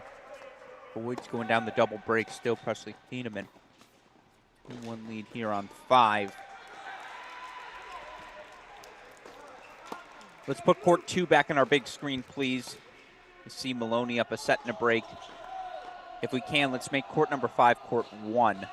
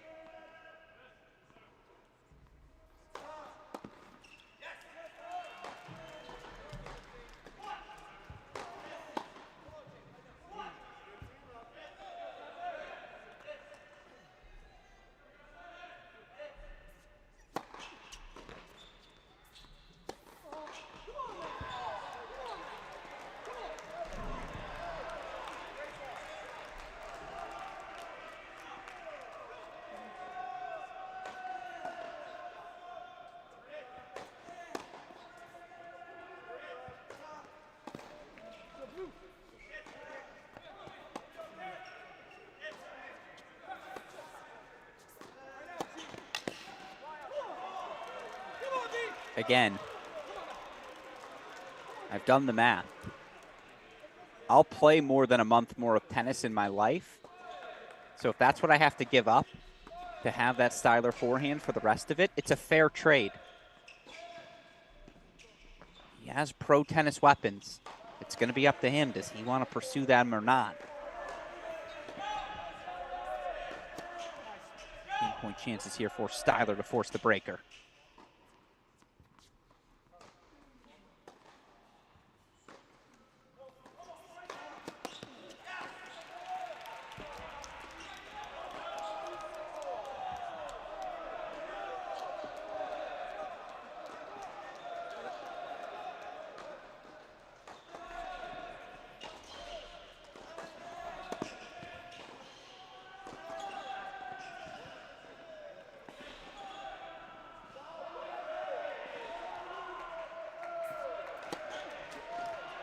Breaker. Nice to see the changeover about to come here on 3. Rathholm a chance to get on the board. Looks like he's going to do exactly that.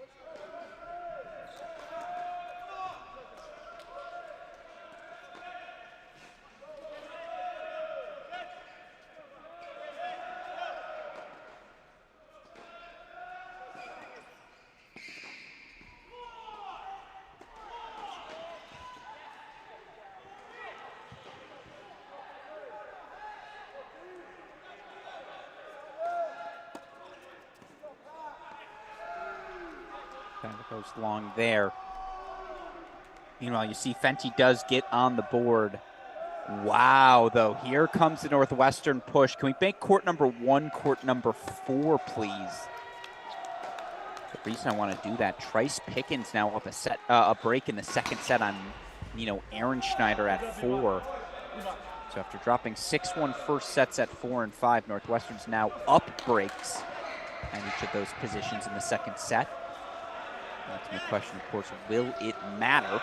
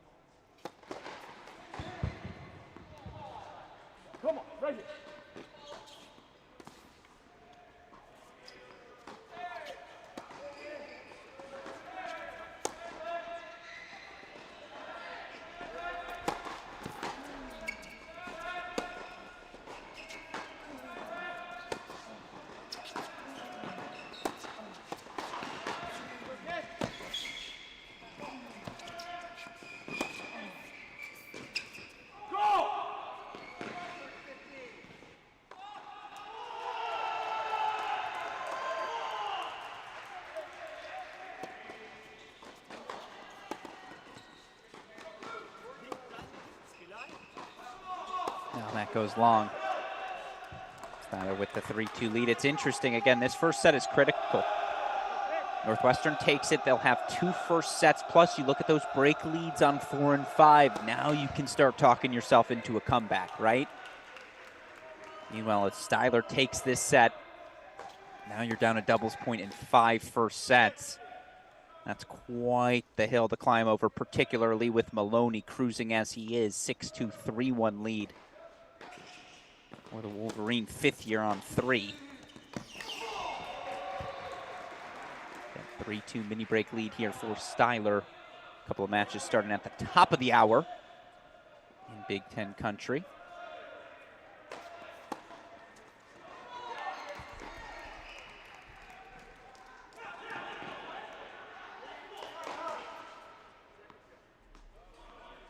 Have them for you here on our Crack Rackets CrossCourt cast.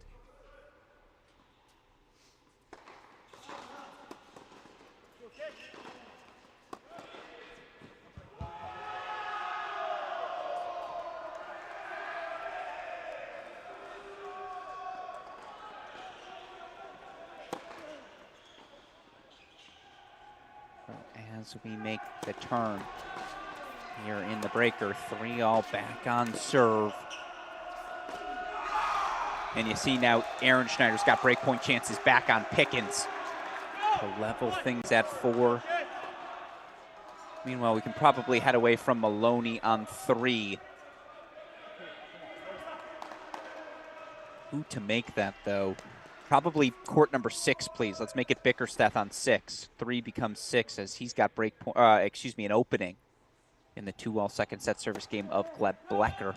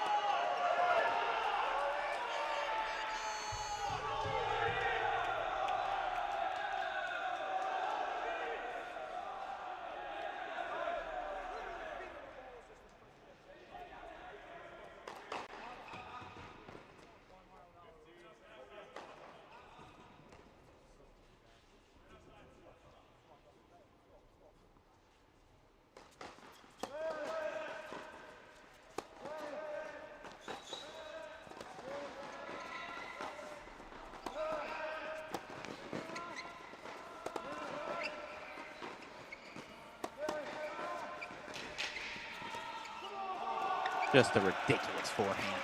Now the racket of Andre Styler.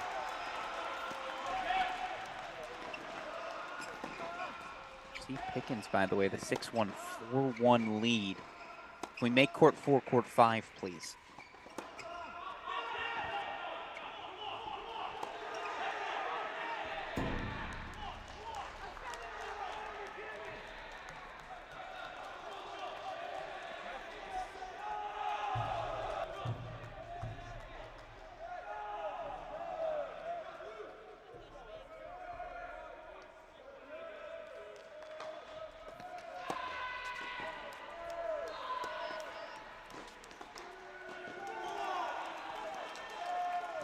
Set points coming up for Styler. He's got 2 of them.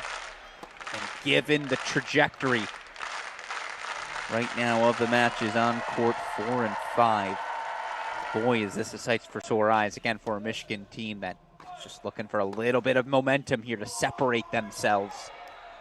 Maybe Styler can give them that extra kick.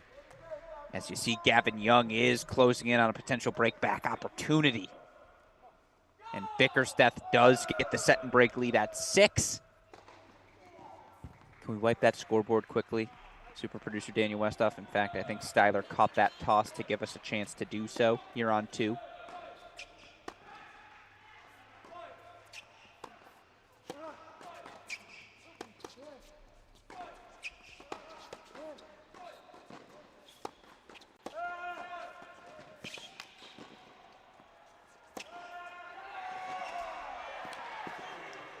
Oh, did all the heavy lifting with the forehand, then chopped the volley. Excellent job by Ivan Yatsuk to extend that rally. Back on serve, 5-6 in the breaker.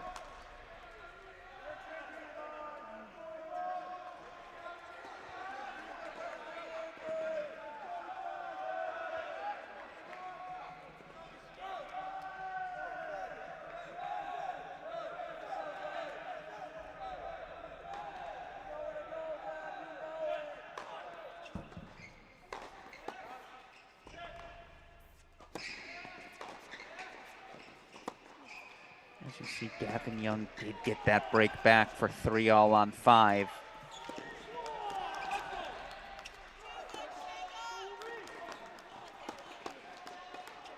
And it's a monstrosity of a Styler forehand that leads to a 7-6 first set. For Andre Styler, and that's 4 now. 5, excuse me. Sets in the books for the Michigan Wolverines. Let's make this big screen court number 3, please. Pat Maloney, a 6-2, 4-2 lead for the Wolverines on 3. Again, the most clear forward pathway right now for Michigan. Maloney's up 6-2, 4-2. Gavin Young, 6-1, 3-all. Jacob Bickersteth, as you see bottom left of your screen, he's got a set and a break lead, 6-2, 3-2. So here's your pathway for the Wolverines, though, again, for what it's worth, number 60, Steve Foreman, up a set and a break on Fenty at 1, a win for Foreman. And he's just about in to the NCAA singles draw.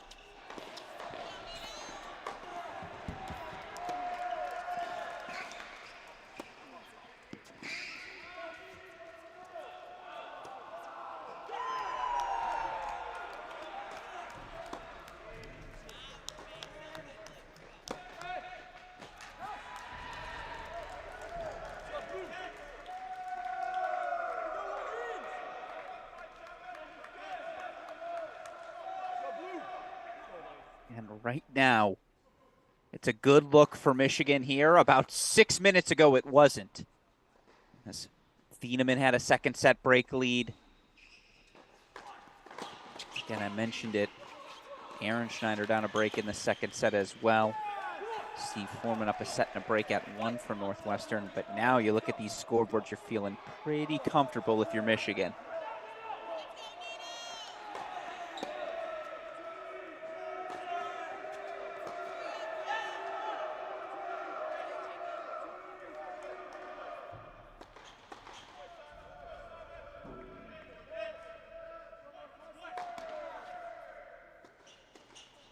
All right, if we can we put court 6 in our big screen, please, super producer Daniel Westhoff, as Jacob Bickerstaff, he's closing in fast. 6-2, 4-2.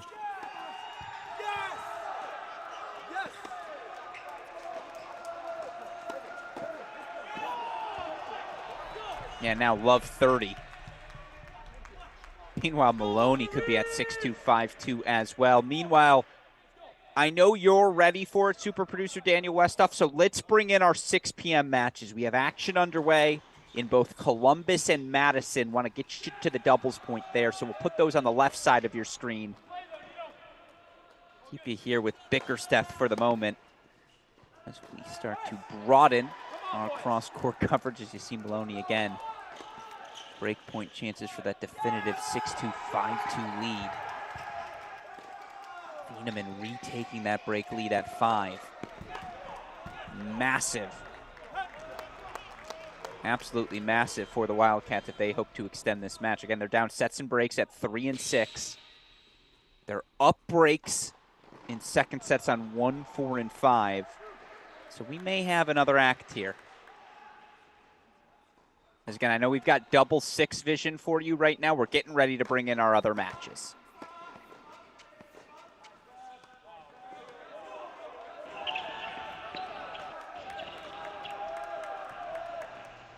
Rathholm held for 3-4 for what it's worth. Some Maloney still up a set and a break, but 4-3, not 5-2 in that second set. Meanwhile, you see bottom left of your screen action underway. Wisconsin taking on Indiana. Wisconsin sitting in a definitive 3rd place in the Big Ten women's standings right now. It's been a heck of a year, 16-5. Coach Kelsey McKenna and the Badgers.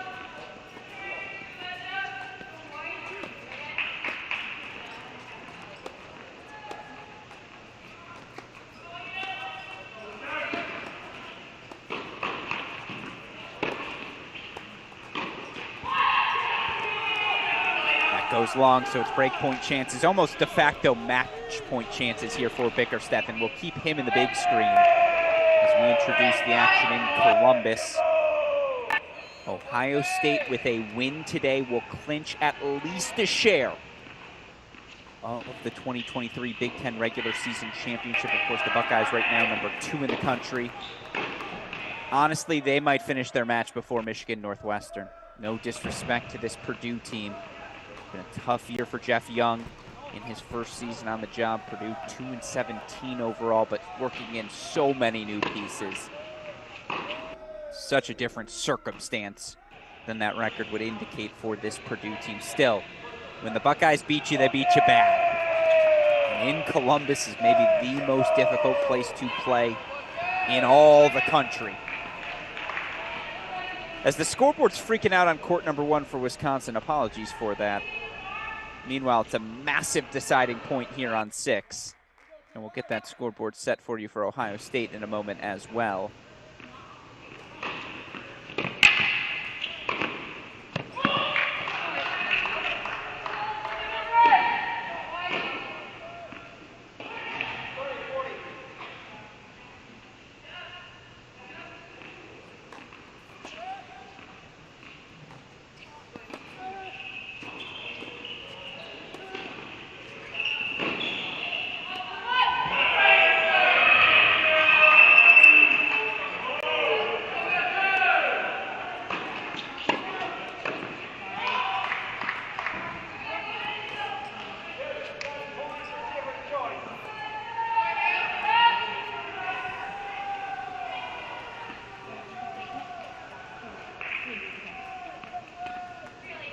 right, it sounds like we have cameras off at Ohio State for the moment. Not sure what that's about.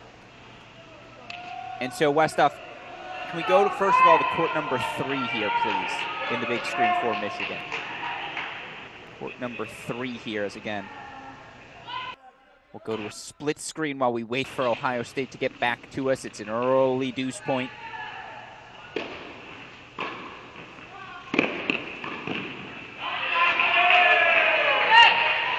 Nothing we can do about that scoreboard. It's just being weird here right now on court number 1 at Wisconsin. Hopefully, we'll have better success as we head over to court number 2, as you see again. Early deuce point. There's the way of Wisconsin at the number 1 spot. Looks like they're getting those scoreboards reset. Over in Madison, meanwhile, game point chance for Maloney as we head to court number 2 in Madison, please.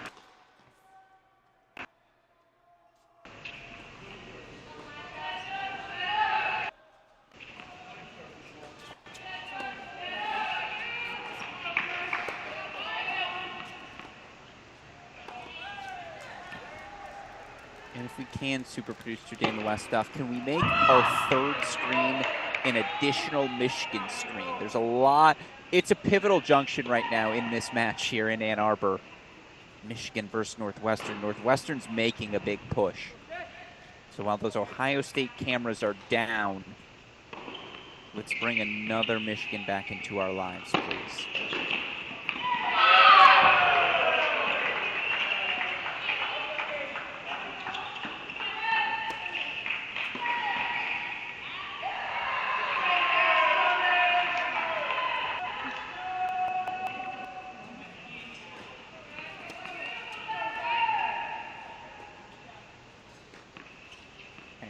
Scoreboards freaking out. Westhoff, can we make it also Wisconsin, Indiana on that right side of your screen?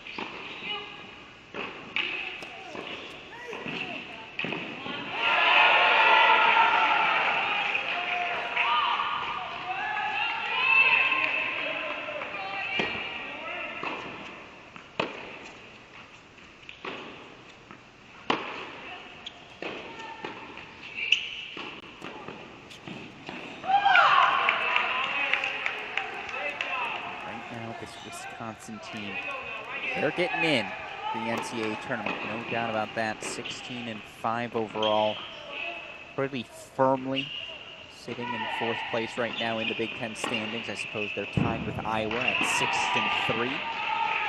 Of course, for what it's worth.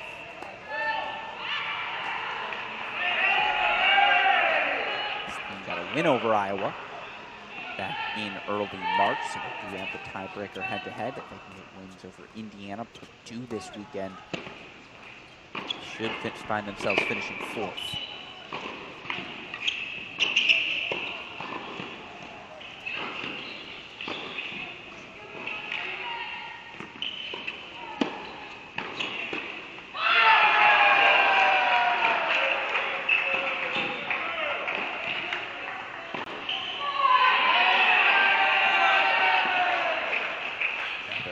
Deciding point, meanwhile, as you see Pat Maloney closing in. We will throw that additional Michigan screen on your screen. The reason being Gavin Young and Presley Thieneman continue to trade breaks. And here's the big thing. With Bickerstaff and Maloney up sets and breaks as well, if Gavin Young gets off the court in straight sets, Michigan's out of here in the next 10 minutes. Otherwise, they're in a little bit of trouble.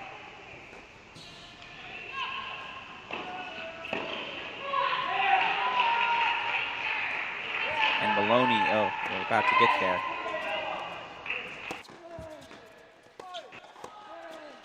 And Westhoff, as soon as this point is done, as you see Gavin Young's about to hold on 5, I need you to take me to court number 1.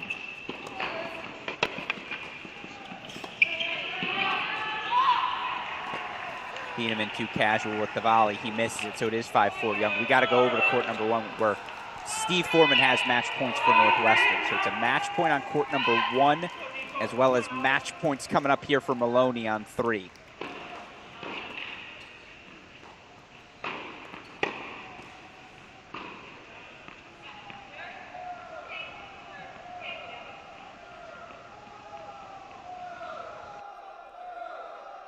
And spoiler alert, I think we know what's coming here on 3.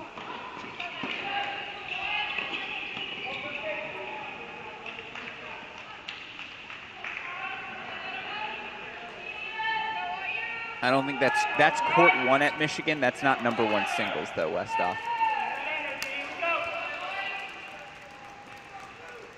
That's Pat Maloney.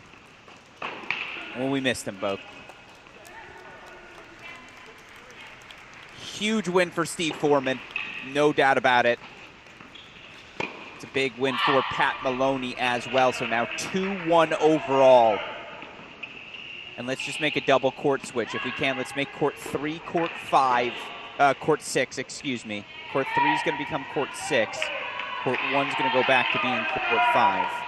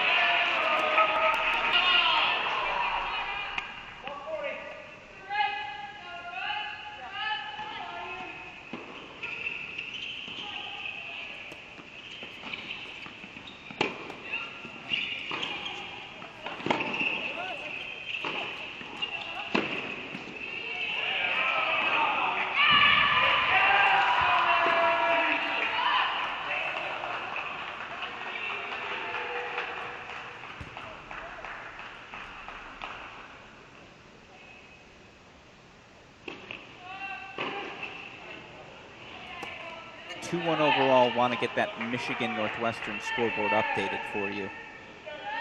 As you see the 3-0 lead for Wisconsin. They're at the number 2 double spot. Wisconsin's running away. They're up 3-0 at 1, at 2, and they've got breakpoint chances to go 3-0 up at 3. So if we can, let's go over to court number. I like it. We're rocking and rolling here.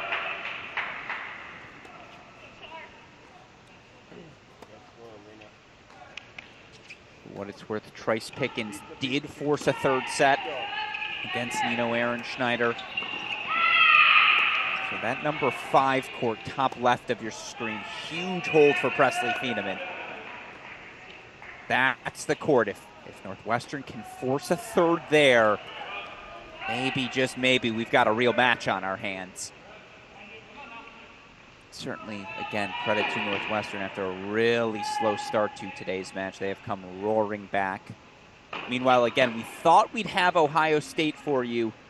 Currently, no cameras in Columbus. I don't know what happened there. Send a text that way, see if we can get those cameras rocking and rolling. Not going to shock any of you to learn the Buckeyes already up big in doubles everywhere.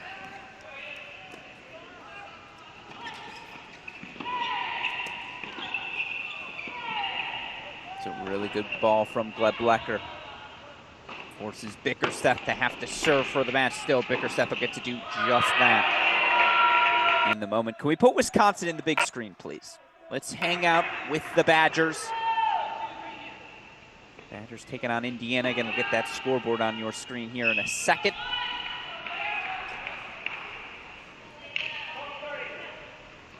And Wisconsin up 3-love double break at 1. 3-love single break here on 2.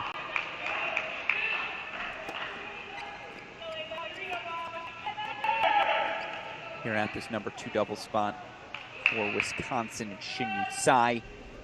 Senior out of Wuhan, China. She's partnered with Ava Markhams out of Damaris, New Jersey.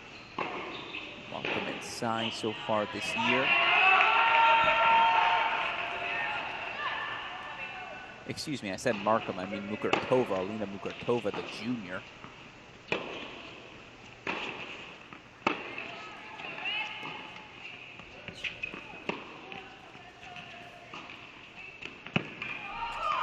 Shy at the baseline there. That is Mukurtova at the net. This duo 11-3 overall on the year. 11-2, excuse me, including 8-2 at the number 2 doubles spot.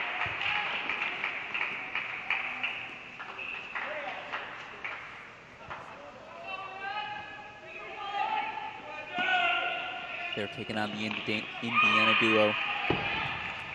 Alex Stekulescu, Nicole Teodescu, excuse me.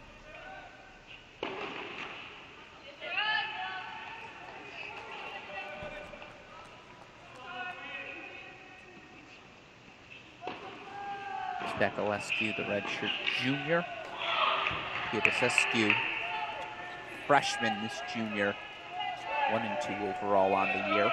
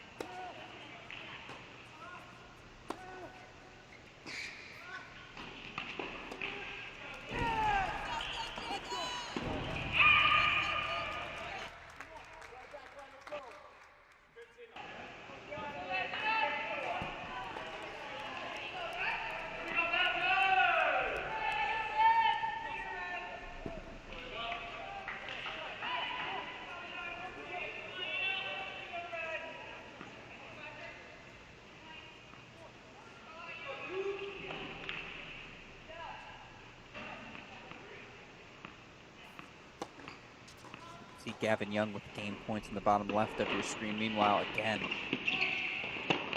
Simon Mukurtova cruising to a 4-love lead here at the number 2 spot. Makes sense. This Indiana team 13-8 overall, 4-5 in conference play, but 22-23 in individual double sets.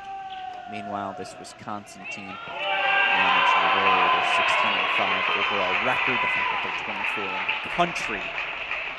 Perhaps even more pressingly to the moment, 33-18 overall in double sets. They've been very good this season in capturing doubles points and 1-0 leads. Meanwhile, Gavin Young does hold for 6-1, 6-5, so Michigan's a game away on 2 courts.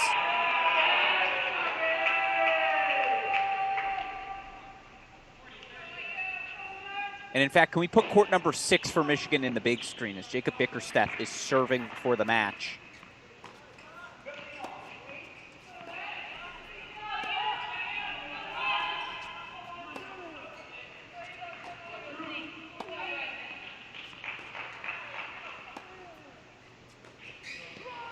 And with that backhand, he's 2 points away. We're going to wipe that scoreboard for you. Again, no more spoilers here. Buckeyes pulling away in doubles from Purdue.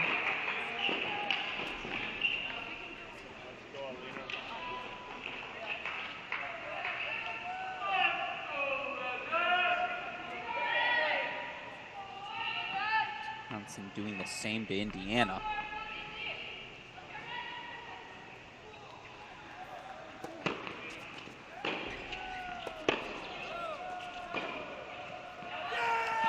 Now it's match points, Bickerstaff. We knew they were coming, but now it's formal.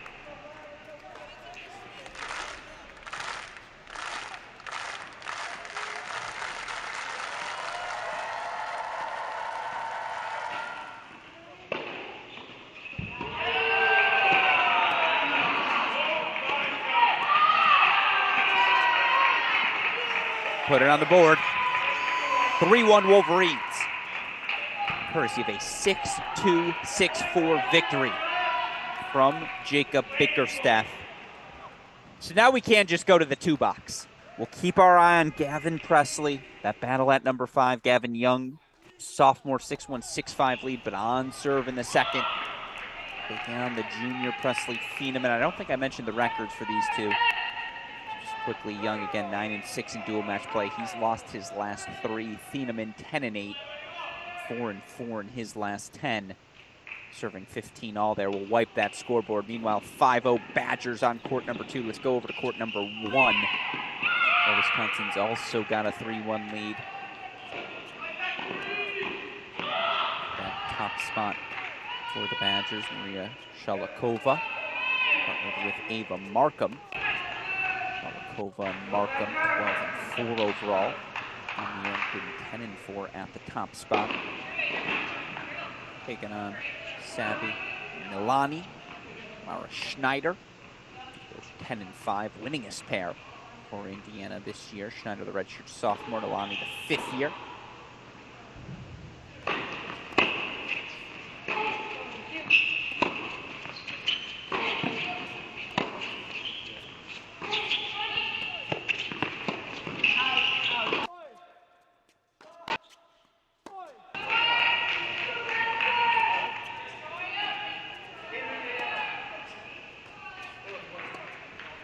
So we'll change ends here. Again, Wisconsin up breaks on all 3 courts. Meanwhile, with that overhead, it's a game point chance now for Presley Thieneman.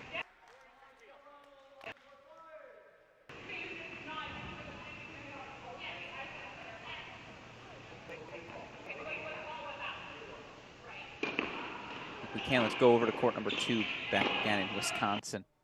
Again, I know we've jumped back and forth, but it is 5-0 for the Badgers there.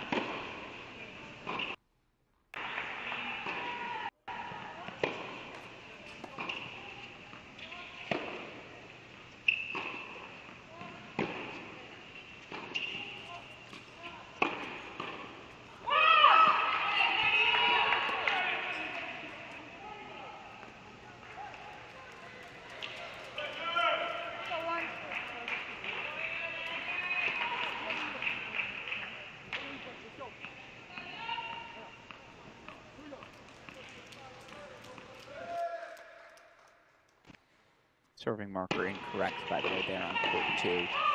It's a hold for Indiana to extend the set still. Wisconsin have to serve for it here at 5-1.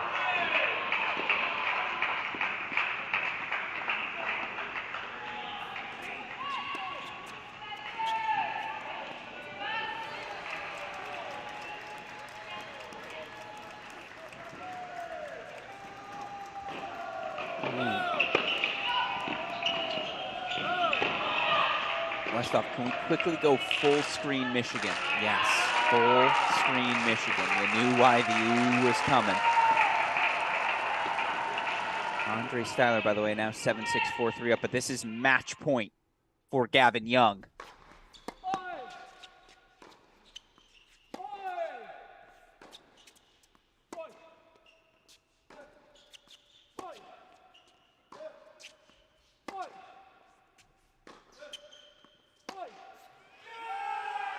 Thieneman holds. And how about that roar? So we play on. Breaker to decide the second set on 5. Again, 3-1 overall Michigan. They get wins from Maloney, Bickerstaff in straight sets at 3 and 6, as well as taking a tight-fought doubles point. Northwestern, a straight set win from number 60, Steve Foreman. Huge victory for the 5th year at 1. Right now, Michigan's got a 7-6, 4-3 lead at 2. And a breaker at 5. You can bring that scoreboard back up on 5, super producer Daniel Westhoff, so we can follow along.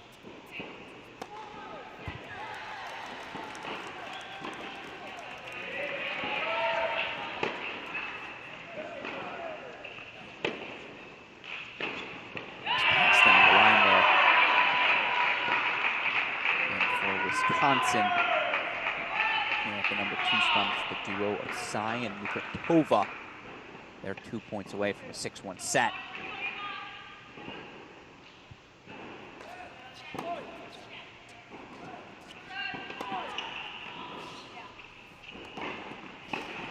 Great aggression from the sophomore Gavin Young. There's the mini break, goes to the Wolverines on 5.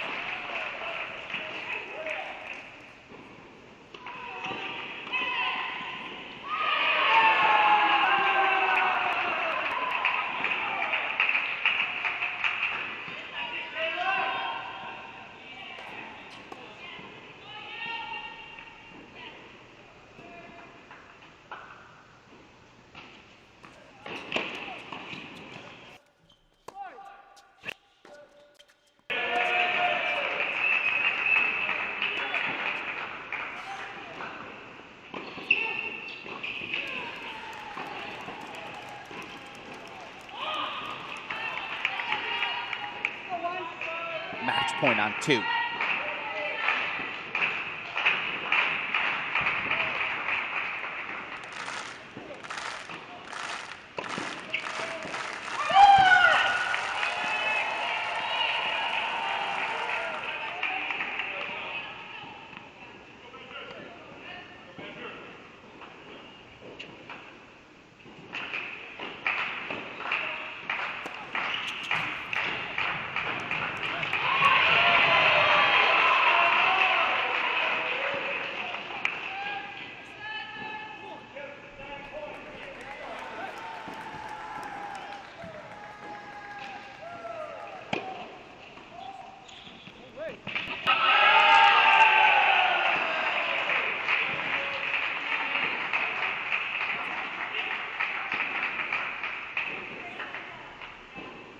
So it is a 6-1 set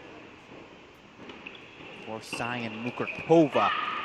Win number 12 on the year. Let's go to court number 3, please, in Wisconsin.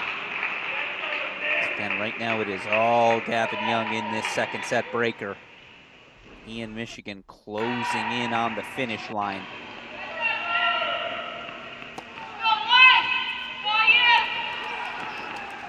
With a 5-0 Young. How did it become 6-1 so quickly? What did I miss? They didn't even switch sides yet. Ignore that scoreboard. That's just wrong. Definitely a 5-0 lead here for Thieneman. Excuse me, for Young.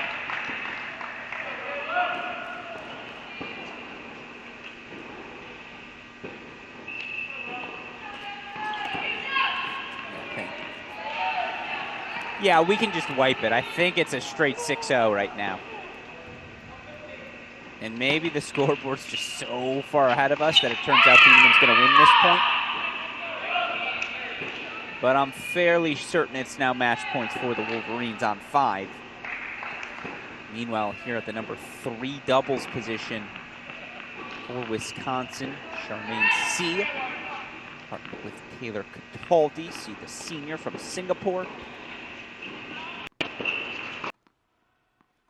Cataldi, sophomore from California.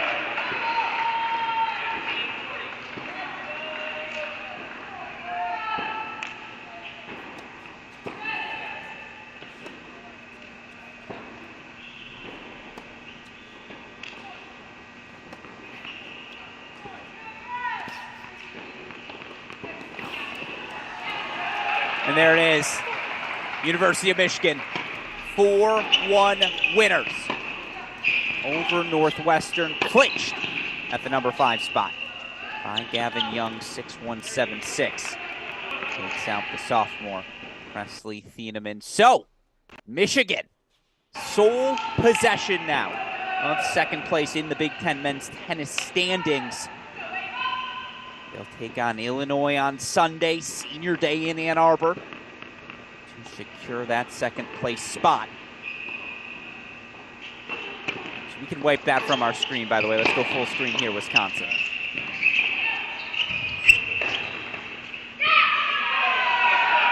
Can also bring up that number 1 doubles position. He's ahead of me. Super producer Daniel Westoff on the charge.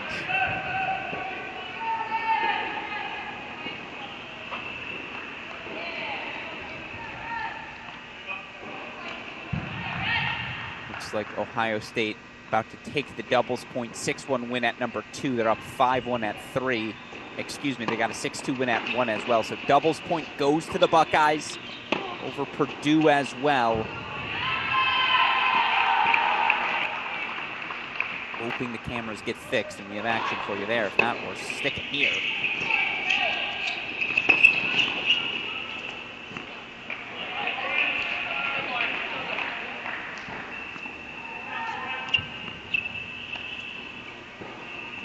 Also worth noting, other match going on right now, Michigan State taking on Illinois. Actually 1-all overall in that match. Michigan State dropping the doubles point. They get a win at the number 6 spot though. Fun battle there.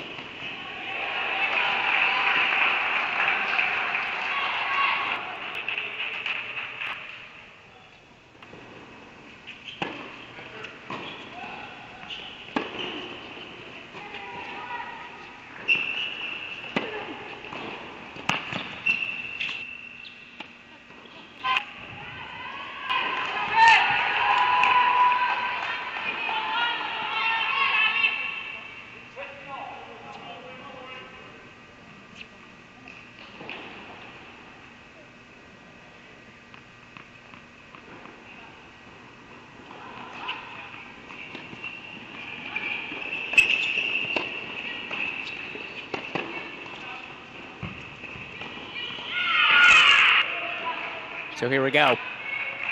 Match points coming up. The doubles point on court number 3.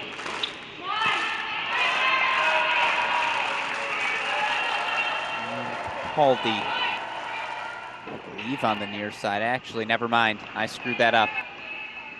This is what screwed me up, is, again, the uniforms are the same. You know my pet peeve.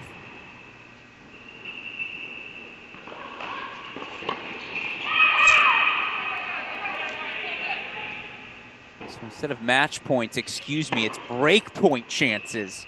Now for Indiana here at 3, this is Lauren Lemons, Rose Hugh. Lemons, the 5th year out of Carmel, Indiana. Hugh, Marshall Jr. to Beijing, China. Oh, but never mind. Looks like it's match points on 1 anyways.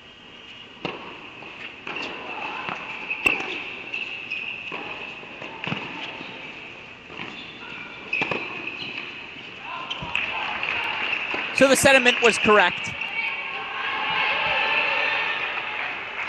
Never mind. Again, see, tell me these two teams on the same side aren't wearing the same uniforms.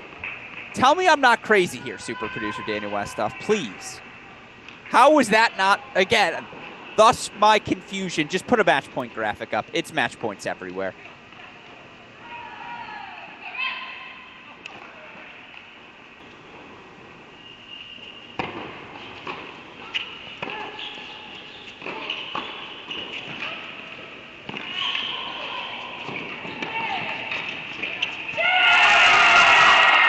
So I think that's the match.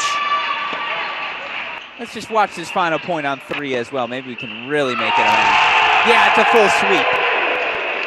Wings from Wisconsin on courts 1, 2, and 3. If you're head coach Kelsey McKenna, can't imagine a better way to start this evening match here on Friday. Final weekend of Big Ten play. Again, we just saw number 7 Michigan 4-1 win over number 26 Northwestern. Michigan State and Illinois are doing battle. Ohio State, Purdue doing battle. But of course, our final match we've got coverage of for you all here today. It'll be Wisconsin versus Indiana. The Badgers, a 1-0 lead heading into our singles matches. We'll have 6 of them for you here after this break. We're going to step away, make sure our cameras are set, make sure we're ready to rock and roll.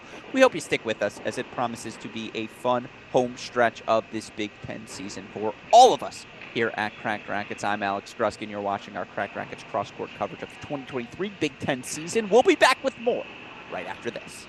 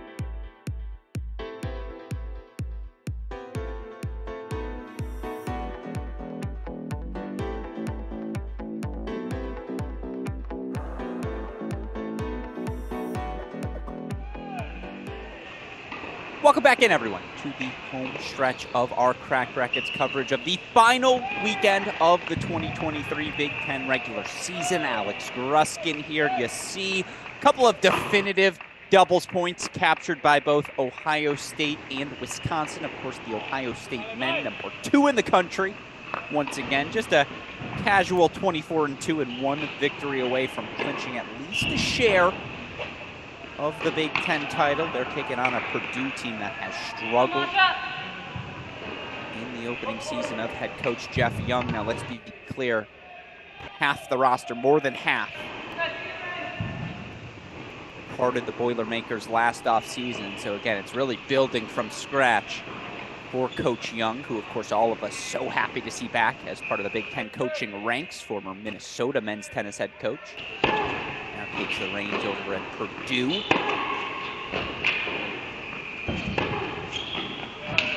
It's going to be tough sledding for the Boilermakers today. Again, I mentioned that record. 0-7 in Big Ten play, 2-17 overall. Buckeyes 7-0 in Big Ten play, 24-2 overall. When Ohio State beats you, make no mistake, they give you the business.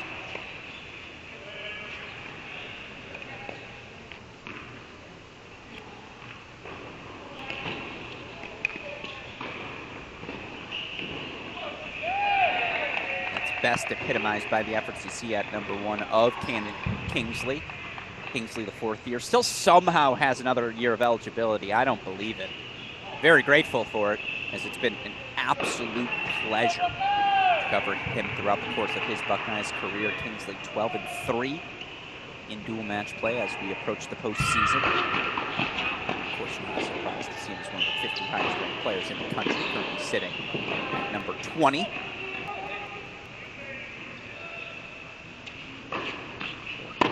Today, he'll take on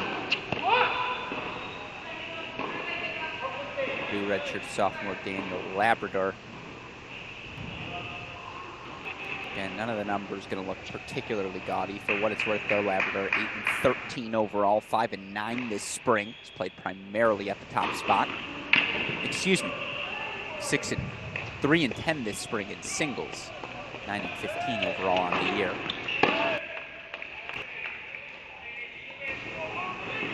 State 2 in the country, doing what they do best. And strong entering another postseason as Kingsley takes a 2-1 lead here on 1. Let's go over to 2.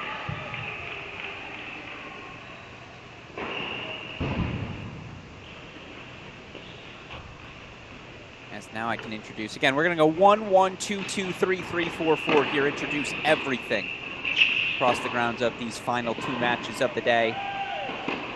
At the number 1 spot over in Madison, you see the senior Ava Markham has had a fantastic year. Markham 14-5 overall at the top spot. Finds herself currently number 58 in the ITA rankings.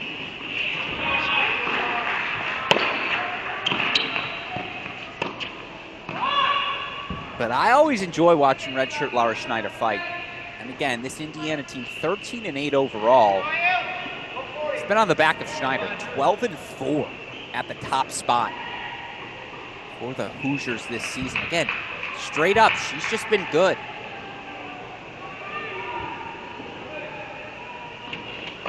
Unranked, but in my opinion, clearly one of the 125 best.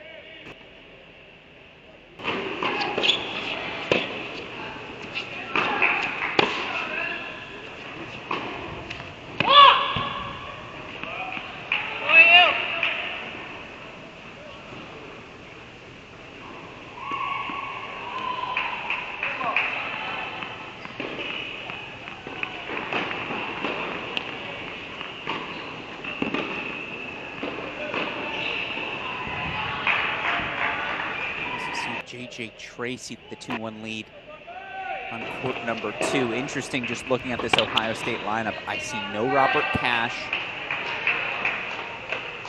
I see no James Trotter either. Oh, excuse me, no Justin Goulet for the Buckeyes here today. So they are going to go with Tracy, 2-1 lead for the junior. Working on Michael Wozniak. Tracy, just another ridiculous 14-2 dual match campaign for him. Wozniak 7-10 here this spring in singles. We'll keep you here on twos. It looks like they're out of the changeover.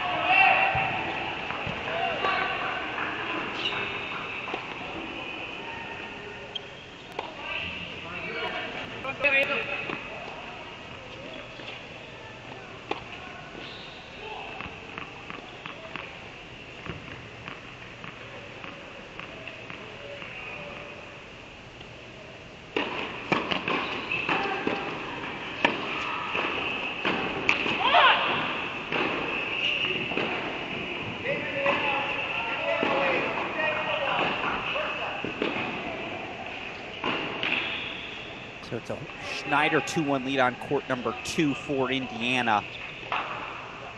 Court number 1, excuse me, for Indiana. Let's go over to court number 2, please, there in Madison. Again, want to introduce a little bit of everything. You see Wozniak, Cody Love, in his opening, secondary service game. For what it's worth, Buckeyes already up breaks on 3 courts, including Cannon Kingsley, who's taken a 3-1 break lead on court number 1. If we can, let's move over to court number 3 at Ohio State, just because things are moving fast there. The undefeated James Trotter, 21-0 in dual match play. He's up to the 3 spot here today. Trotter, cruise control, 3-1 40 love. In fact, it's a 4-1 lead for him, taking on Mujtaba Ali Khan. Ali Khan, the freshman out of Hinsdale, Illinois. 7-12 in spring singles play. Let's go over to court number 5, please. We're going to do a full jump here as, again, Jack Anthrop, 3-1 lead. He's got break point chances. Meanwhile, you see the slow changeover here on court number 2. Wisconsin already up a break at this number 2 spot. We've had it on your screen there for a little bit. You see it's the freshman Maria Shalikova. 12-6, second on the team in victories. She's got a 2-1 lead on Indiana. Looks like she's taking on Sabina Lani there. Again, not the clearest cut picture for me on that screen, but I believe that is Sabina Lani, the 5th year out of India. Milani, 10-6 overall in dual match play. Meanwhile, here on court number 5, Jack Anthrop, the 4-1 lead, the redshirt freshman. Look, Ohio State has the best possible choices to make down the home season stretch. Sometimes they say when you don't have a 6 singles player, or you have multiple options and you don't actually have a 6 singles, it's just not the case for Ohio State. Look at the records right now for the Buckeyes in the bottom of their lineup. It's a joke. It's an absolute joke. Trotter's 21-0. Cash, 15-1. Bernard, 10-2. And then you've got Anthrop here, 12-1 in dual match plays. Won 10 decisions in a row, has the redshirt freshman. And he's going to hit at least one forehand per match. That makes you think, hey, is that J.J. Wolf on the far side? Do they have the name wrong on my screen? Seriously, that sort of talent, in my opinion, is this Ohio State redshirt freshman. He's taking on like Tomas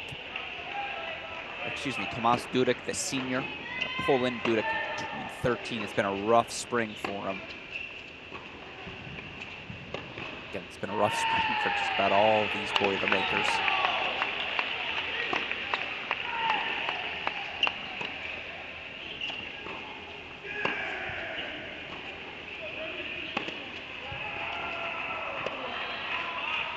Meanwhile, if we can, let's go to court number 3 at Wisconsin, where the Badgers have raced off with a 4-love lead.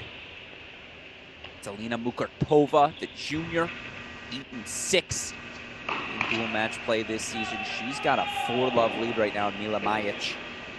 Majic, the redshirt junior out of Serbia. Another lead overall this year. Right now it is all Mukartova.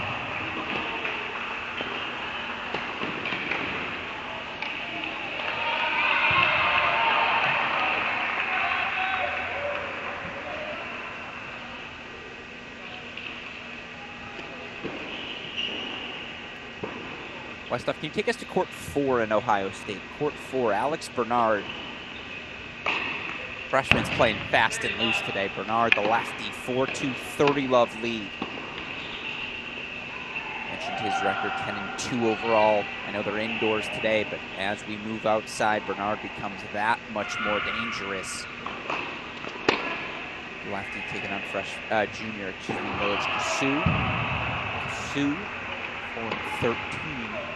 Singles action this spring. Obviously has his hands full with the freshman Bernard today.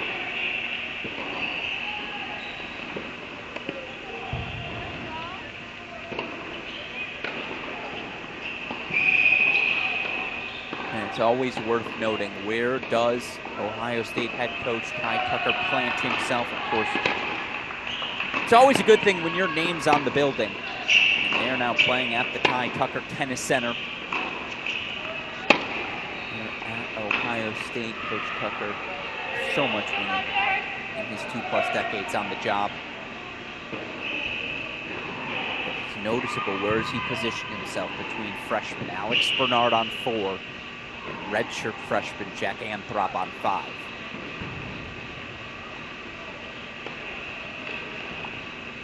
Do not think he takes this match lightly. That's a deciding point on 4.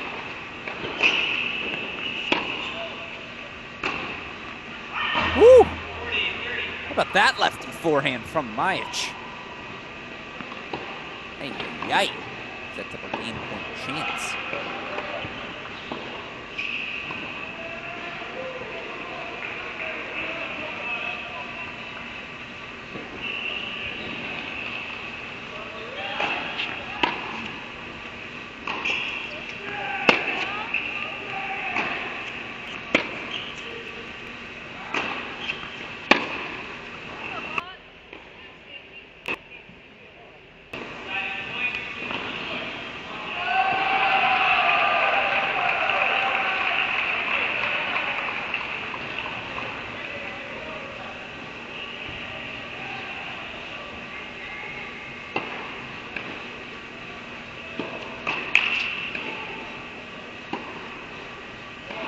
There's a 5-2 lead for Bernard. And Doing a little bit of scoreboard watching here at Ohio State. Quickly to 1, please, Westhoff. Quickly to 1 at Ohio State. Cannon Kingsley's got himself some points.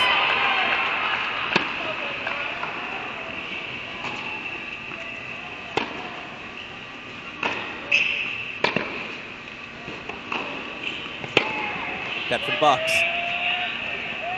6-1 at the top spot, Cannon Kingsley. Looking very good. As we'll head over quickly to court number 6 there. Just want to introduce that last piece. You do see Majic gets on the board for 4-1 on court 3 in Wisconsin. Let's go to court number 4, where again the Badgers have a big lead right now. Court number 4, 4-0 for Taylor Cataldi. Cataldi, the sophomore. Corona, California, 11-7 overall this year. Stikalescu. Stikalescu. 5-13 so far this year.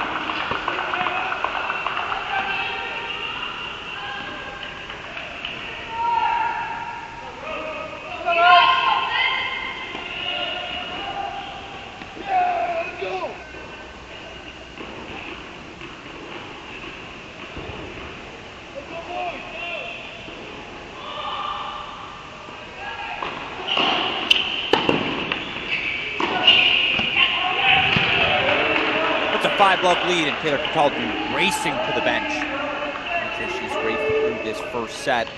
I want to get back to this court 16. Take me to court 3 at Ohio State, though, quickly, Westhoff. It's a set point for James Trotter. And that's court 3 in Columbus. Buckeyes moving at their typical pace. Meanwhile, you see the 5-0 lead for Cataldi. Wisconsin's up breaks on 5 different courts right now. As you see, James Trotter does make it a 6-1 first set. Let's go over to Alex Bernard on 4. Bernard, 5-2 lead. He's next closest, I promise. We're going to get to Barudi and Yakubov on 6. Meanwhile, where to go in Wisconsin? That's the question. Things moving fast. Let's quickly go to court 5. We can probably hit 5 and 6 and then get back to Cataldi, see if she can close out the set. Let's go to 5 in Madison. Side. She's out of Wuhan, China. 13-2 overall on the season. He's the senior. She's got a 4-2 break here. Teodosescu.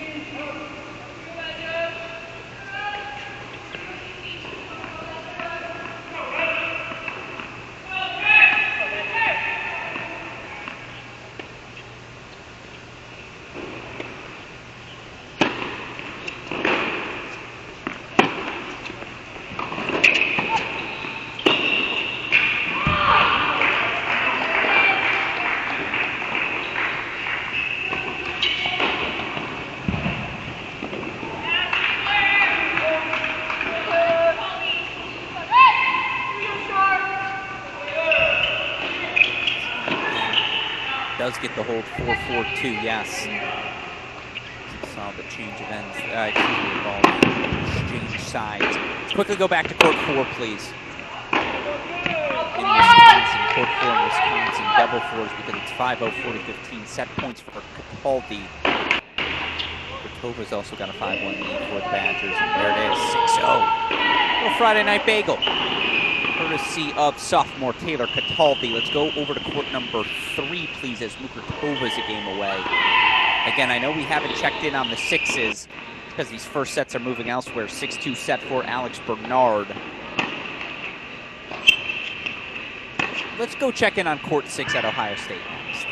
Honestly, my affinity for Reese Yakubov is too high for us to not be there already, and every team needs a Reese Yakubov. Yakubov, let's be honest, not a guy who's likely to get a ton of run for the Buckeyes in their biggest matches. When they're playing those top 10, top 15 schools, you're not going to see Yakubov in the lineup right now, but he's the guy day in, day out. You want to hit for an extra hour, Reese Yakubov's there. You need someone to go with the weight room with you, Reese Yakubov's there. Sophomore just has an energy and affinity for this sport. And I know how much it's appreciated on the campus in Columbus. Let's go!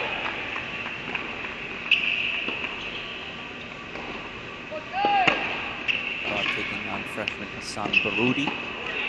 By 3-12 in singles play this season again. Team leaders in wins, Ali Khan and Wozniak, both players under 500.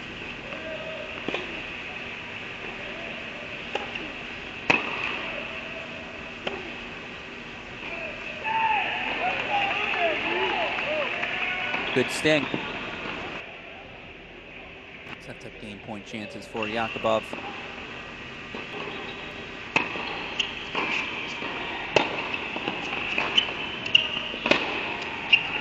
Westhoff, do get us ready to go to court number 5 at Ohio State, please, as Anthrop's closing in on the first set.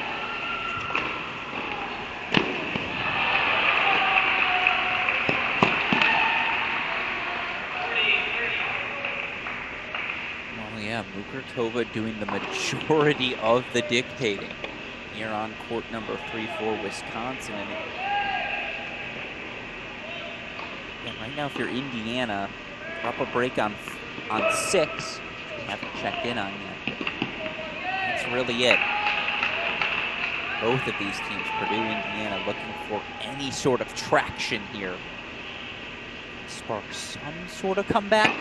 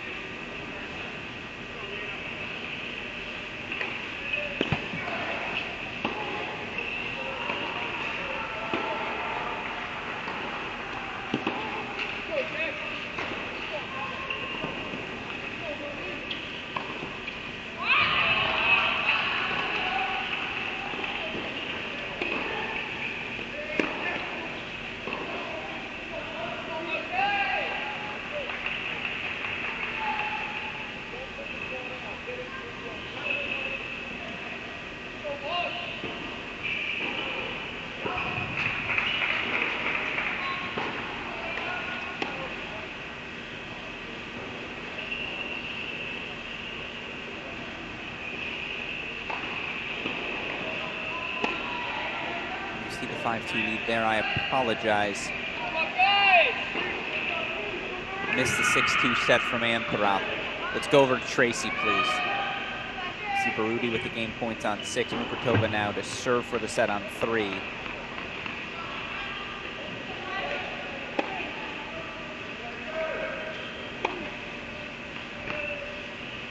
And court 3, please. Court 2, please, at Ohio State. Court 2, please.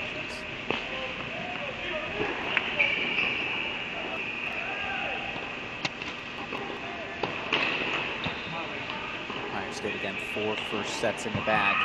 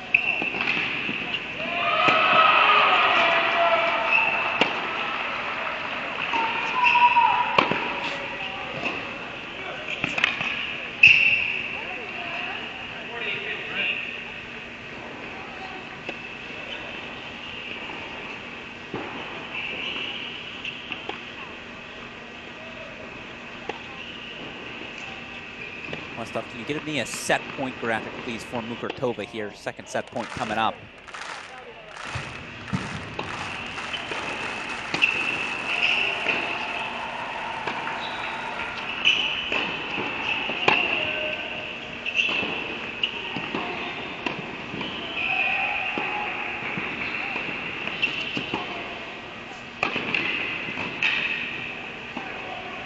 It's 2 first sets. For the Badgers on courts 3 and 4. Let's go over to court number 1 at Wisconsin. It's a really fun battle between Markham and Schneider. Markham the 4-3 lead. Again, Wisconsin's up breaks. Their first set's on 3 and 4, up a break on 5. They're up a break on 2. And it looks like they're up a break now here on 1 as well. No, did they fix that marker? No, I'm fairly certain. Yeah, Markham's serving for it, and that marker's incorrect, and it's Markham here. Ava Markham on the near side. Yes, indeed it is. Who's got the 4-3 lead serving here for Wisconsin. Meanwhile, again, JJ Tracy looking to make it 5 first sets for the Buckeyes in Columbus.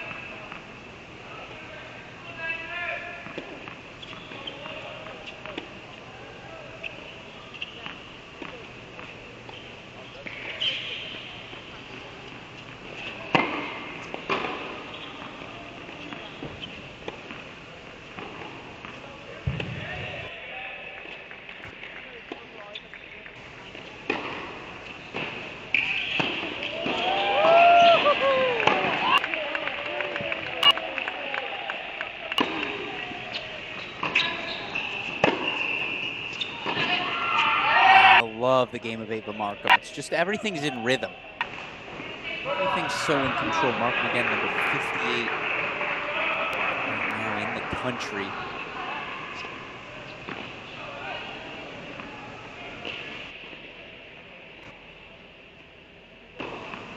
It's fascinating. Look at this Wisconsin team. 3 ranked players in Markham, Shalikova and Tsai. Speaks to, again, the progress this team has made under Coach Kelsey McKenna. They were top 15 earlier this season. Again, playing a Big Ten schedule. Not as many ranked wins available as there would be for teams in the SEC, ACC, but they've done their job. 6-3 overall losses at Michigan, at Ohio State, and the heartbreaker 4-3 to Illinois a week ago.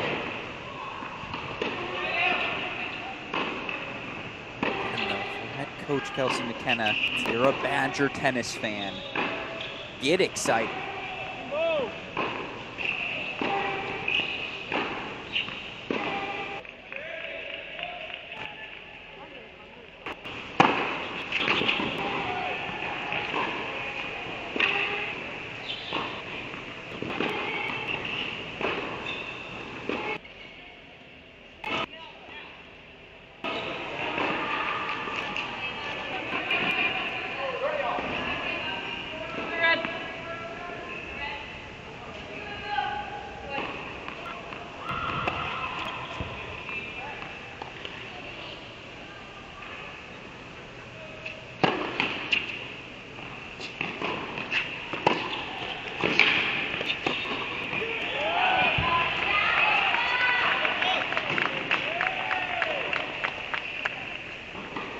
Set point goes to JJ Tracy.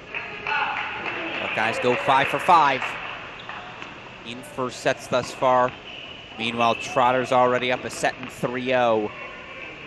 Let's go over to 6, excuse me, at Ohio State. Sieva Yakubov to make it a clean 6 for 6. Meanwhile, you see the game point chances here for Markham. Again, this is Ava Markham serving on the near side for Wisconsin. Wisconsin already up 2 first sets.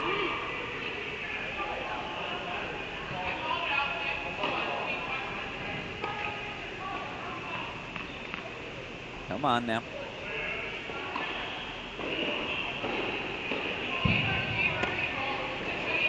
Looks like Russo, the assistant coach, with a few words there.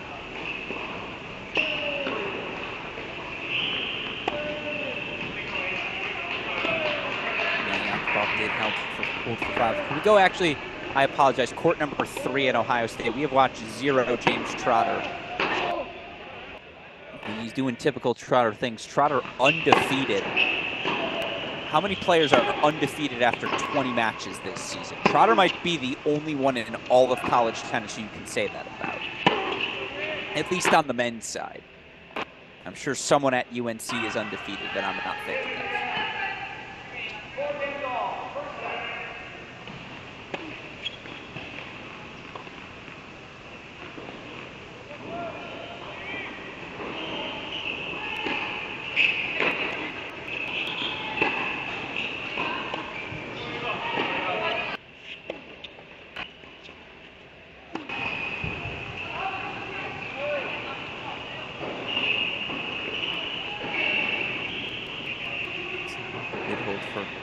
Schender did break for 4-all.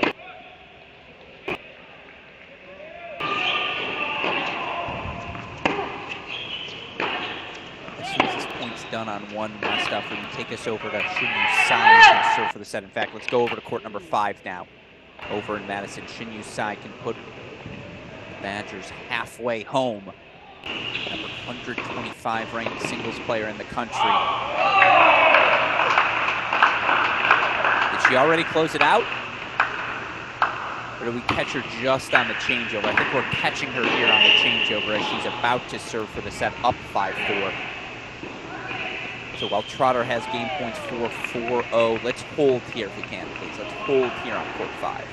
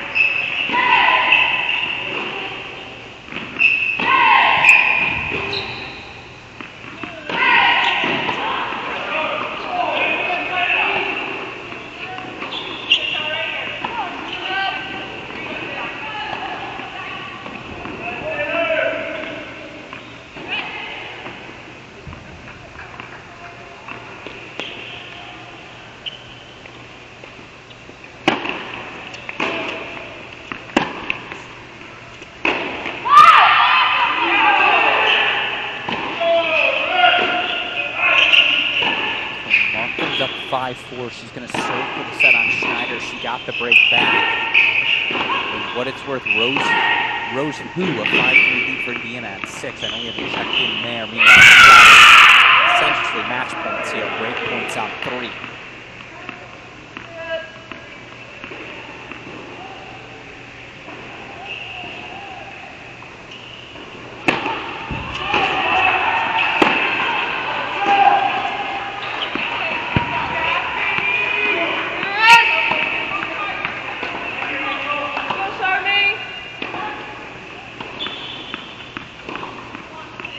Yeah, you know what I'm going to say, Westoff. Pack the bag, start the planes. That match on 5 is over. 6-1, 5-0. James Trotter closing in on a 22-0 start to his final year on the job. That's a joke. Arguably your MVP of this 2023 season. Let's just hold here as Trotter's about to serve for it.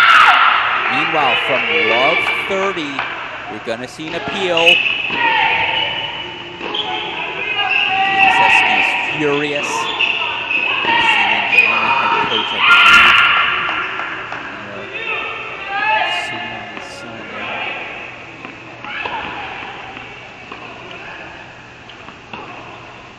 set point chance here for Shinyu side.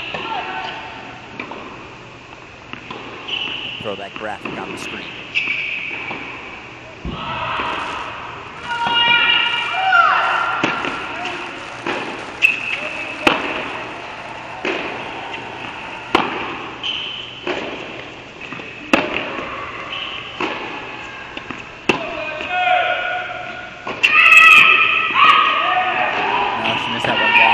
Deciding point coming up on 5. Meanwhile, again, Ava Markham serving for the first set.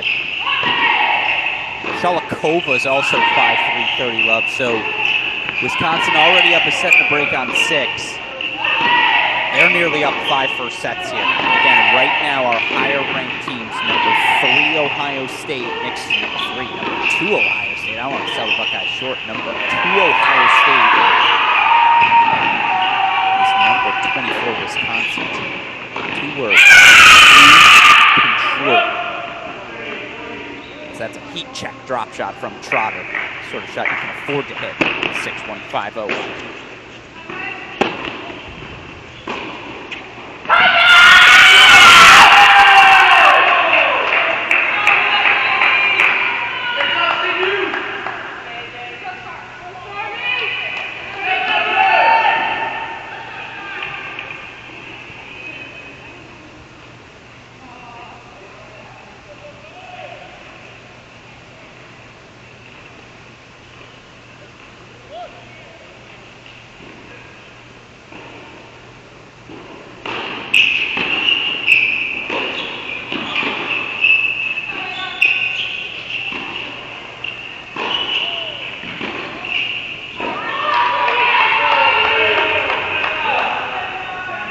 So it is a 6-4 first set for Cy on 5. Can we quickly go over to 1, please? Quickly over to 1.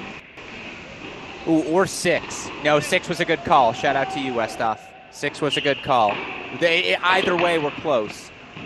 If you want to go to 6, I'm down for it, actually. I appreciate it. You were right, I was wrong. Always trust your judgment. You know that. Set point chance here for Rose Hu. Meanwhile, simultaneous set points for Wisconsin on 1 and 2 to make it a clean sweep.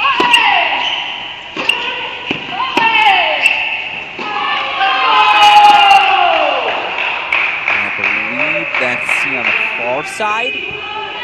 Or is that a first set for who? Tough to tell. Again, far side of the camera. I believe, yeah, that's a 5-4. That's a break. And so let's quickly go over, if we can, to court number 2. Court 2. Meanwhile, throw it up on the screen. Match points James Trotter to remain undefeated in this 2023 season.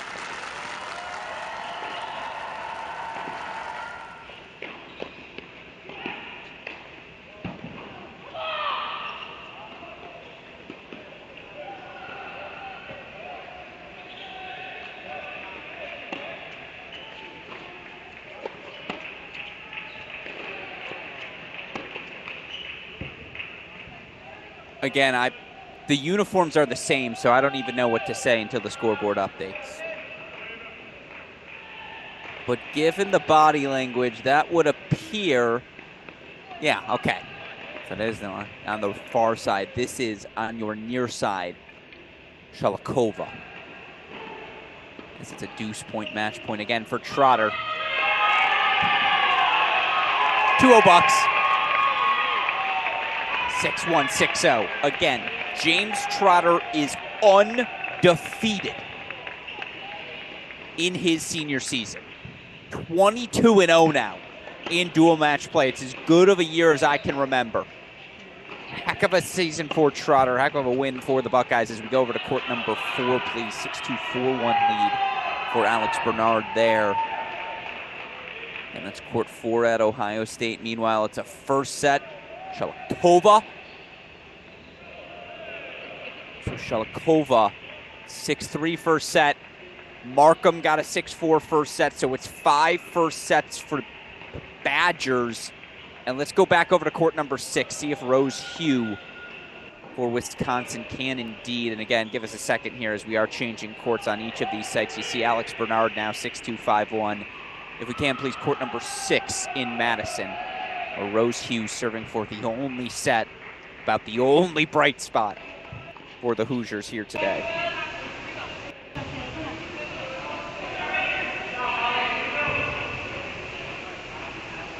See Bernard 2 points away. I think that scoreboard's wrong, by the way, West Up. It's 2-0 Buckeyes, not 3-0. But now it's match points for 3-0. So again, in reality, West Up's just a Nostradamus. He sees what's coming. Ty Tucker gonna cross courts as well. I think he can sense the finish line. 6-2, 5-1, 40 love here.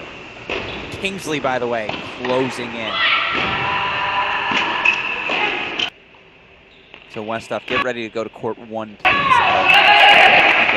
it on stage.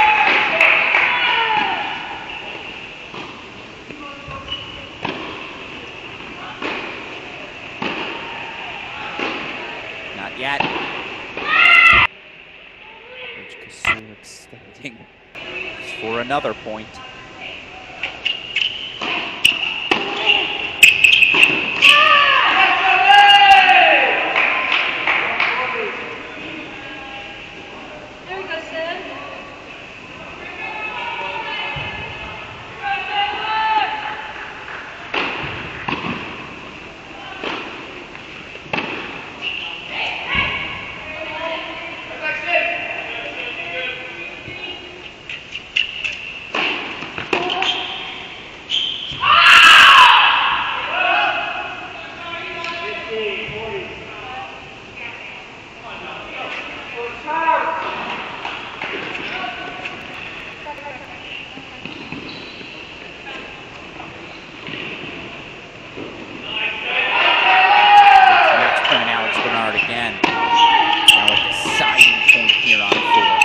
Slow clap one more time, please.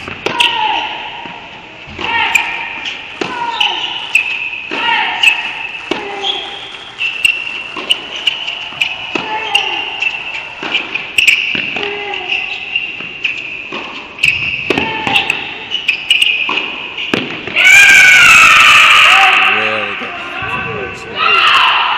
Again, Indiana just looking for anything to start rallying behind. As is Purdue, I suppose, and here's something. Who does extend the match. 6-2, 5-2. Alex Bernard still in control. Let's go over to 1. Ken Kingsley, 6-1, 4-2 lead. He was up love 30, now 40-30. Labrador looking to extend the match there. Meanwhile, another breakpoint chance here for C. Avoid being the only Badger to drop a first set here today.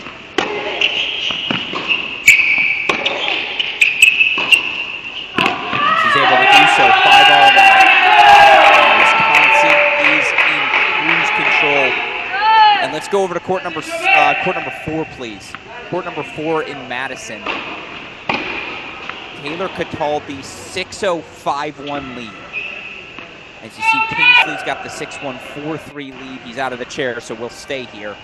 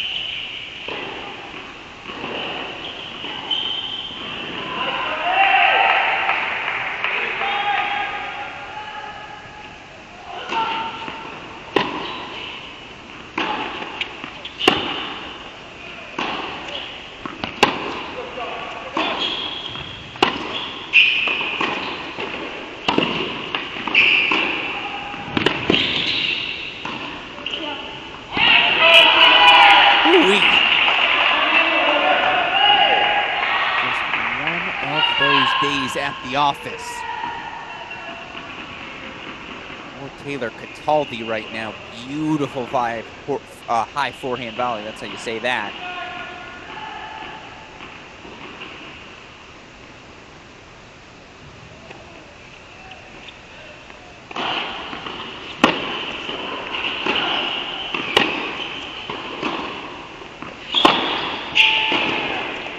Kingsley now 6 points away. 3 points away as well. For what it's worth, Hassan Baroudi does take a 7-5 first set over Yakubov at 6. Here's a break point chance. Throw it on our screen. Why not? Something. Valescu to build around. Maybe. Not really, but maybe.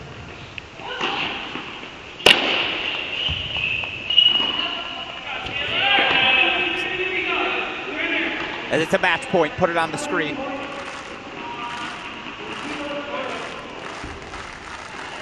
And take us over to 4 as well, Westhoff at Ohio State, where it's match point Bernard. So double match points here.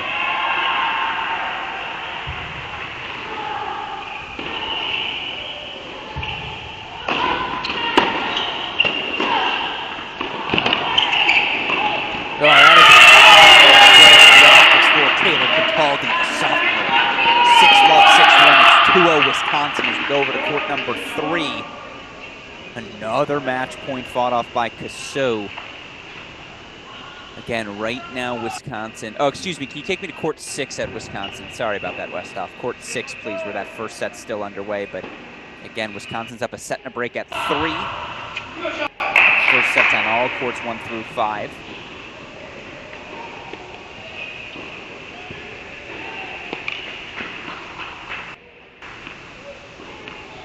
Match point fought off.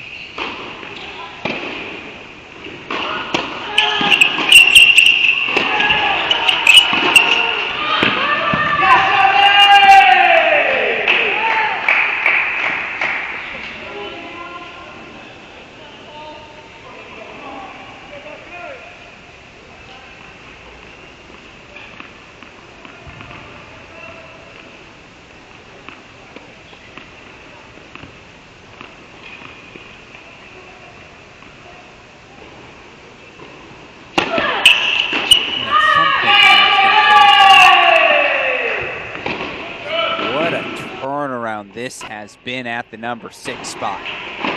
It is all Wisconsin now. C has the 6-5 lead. They're leading everywhere. We go over to court number 3 in Madison. Again, another match point here for freshman Alex Bernard. Is this the one?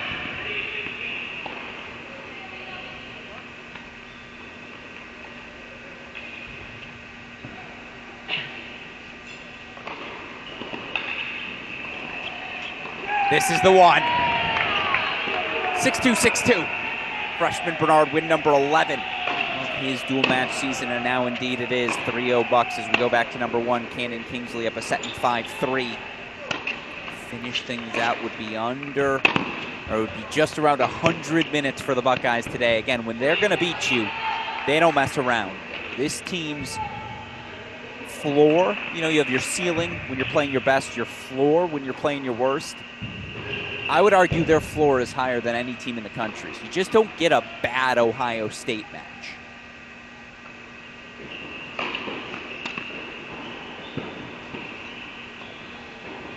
It's a great question we just got in the chat from the coach, Mark Bay. Always a pleasure to see Coach Bay tuning in. It's good enough for him. It's good enough for you, folks. The coach asked, which team on the men's side has the best chance to finish better in the Big Ten tournament than the regular season? It's a great question, Coach. Right now, Michigan, after their 4-1 victory over Northwestern, now in second place in the Big Ten standings. That's the one you circle right away. Michigan 2-4-2 losses to Ohio State this season. Both matches were toss-ups. Buckeyes took the doubles point control from there. I mean, that's the one you circle most. Northwestern, Illinois as the 3 and 4 on the men's side. They feel pretty locked into those positions. Certainly a number 5 Nebraska, number 6 Wisconsin men. But those teams are very, very frisky right now, and on the right day could absolutely beat a Northwestern or Illinois.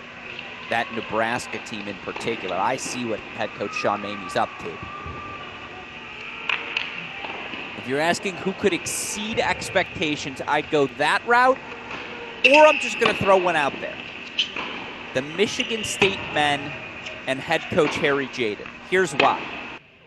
When you walk onto the court with the best player in the building, you always got to pay attention. And I apologize, I know I'm talking through things here, but Ozan Barris, Michigan State number 1 player, he and Max Sheldon, number 6 in the country in doubles.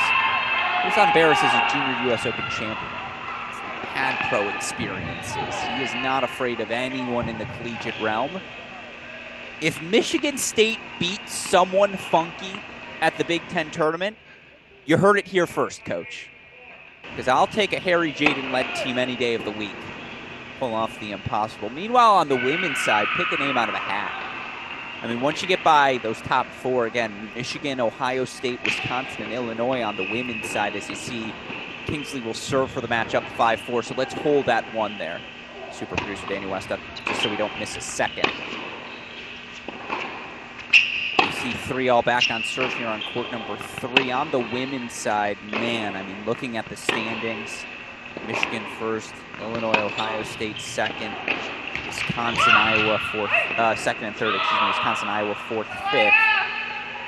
The one you turn to is Northwestern, right? Head coach Claire Pollard, the Northwestern Wildcats have been at the forefront of the Big Ten 20 years since Coach Pollard took over the job, but just not this year. Northwestern 5-4 in conference play, 9-12 overall. They need to win the Big Ten tournament to get into the NCAAs. That's just not something you've ever had to say about this Northwestern team. So I guess those would be my 2 dark horses. Michigan State men, Northwestern women. For what it's worth, the Michigan State men, again, currently facing Illinois.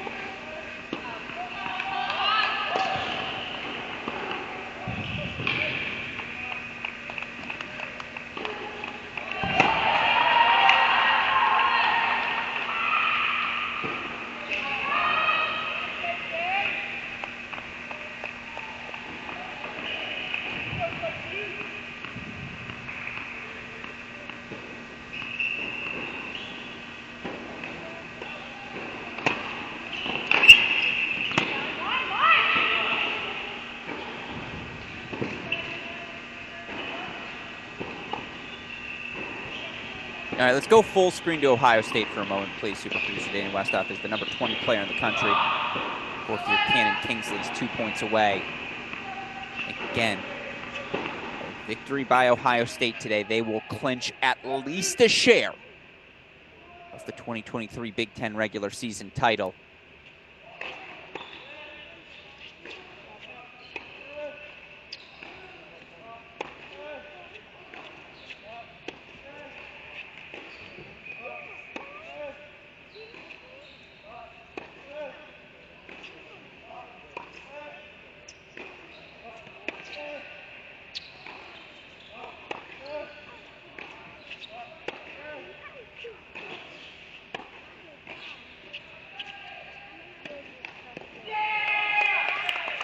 Match points, Kingsley.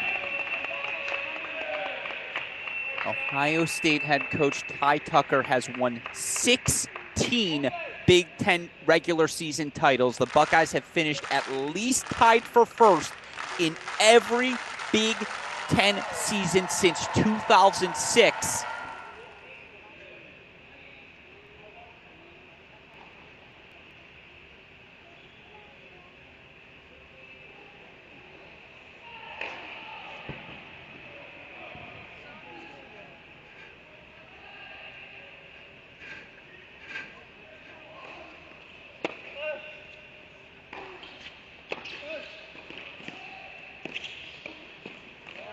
Make it every season since 07.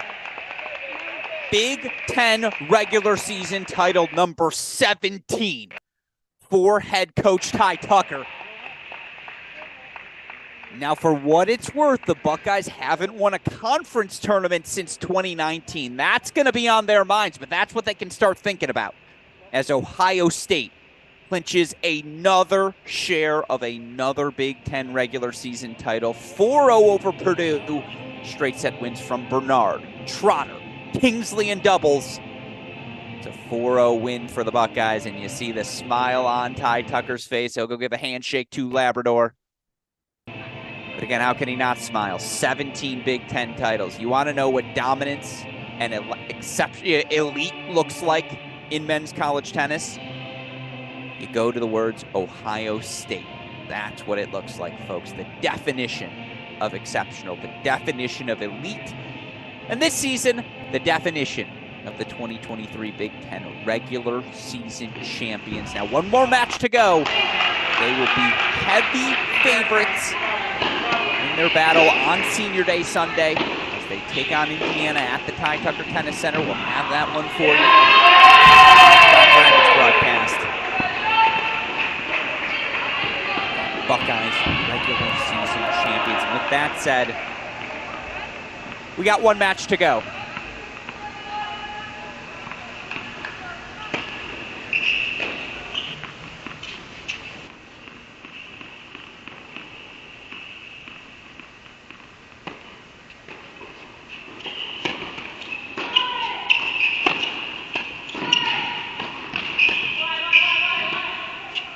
Wisconsin, the number 24 team in the country.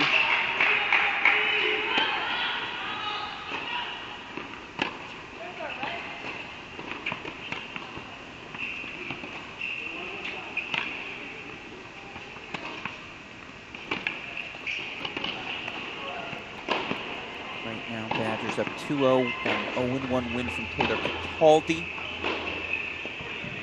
Number 4 singles spot. Again, they won 5 first sets. Pretty even in our second sets everywhere, though for what it's worth, again, I guess Badgers up a set and a break on 2. You see that in the top left of your screen. This is the clear-cut pathway would be 2 and 3. But of course, let's remember, Indiana's Rose Hu was up 5-3 in this first set on 6. Wisconsin could take this set and with it a clean sweep of the first sets in singles.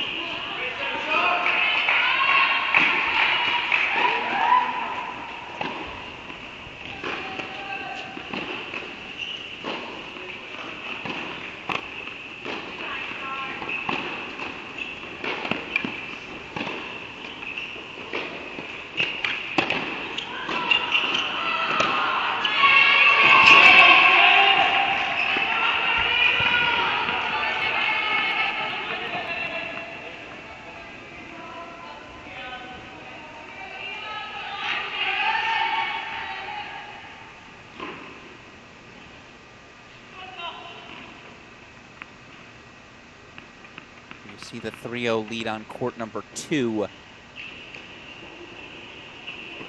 Can we make that court 5 for the moment, please, Westhoff? Court 2 becomes court 5.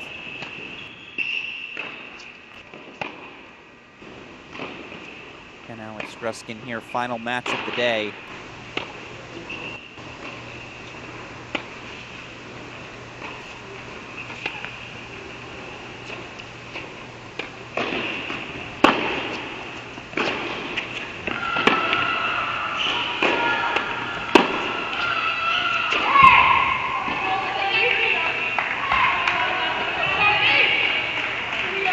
By the way, I have a final update for you. Illinois 6-1 winners over Michigan State.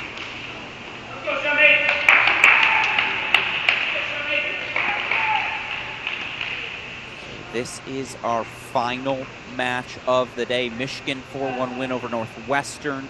Illinois 6-1 win over Michigan State. Ohio State 4-0 winners over Purdue.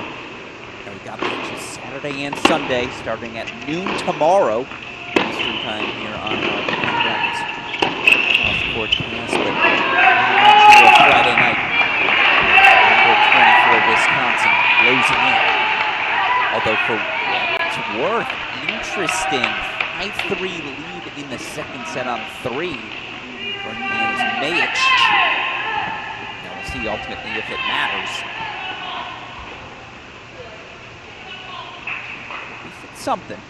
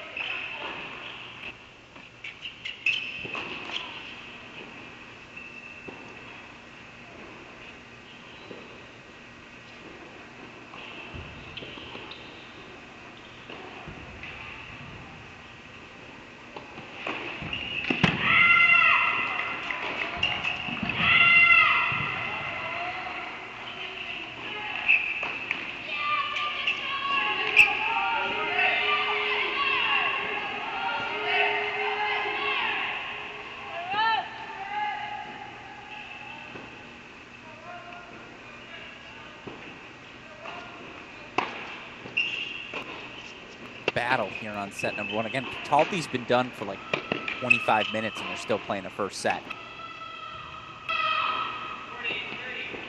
Now, how much will this set impact the final result? Not sure.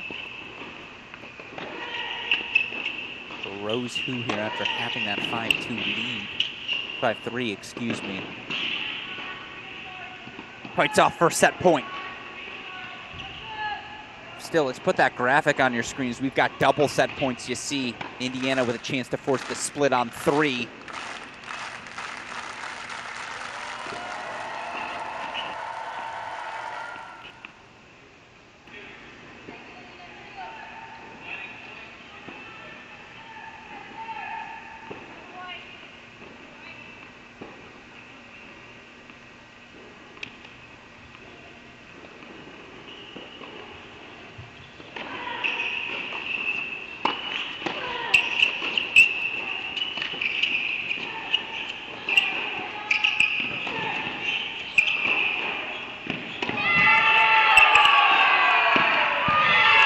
goes long. It's 6 first sets for Wisconsin.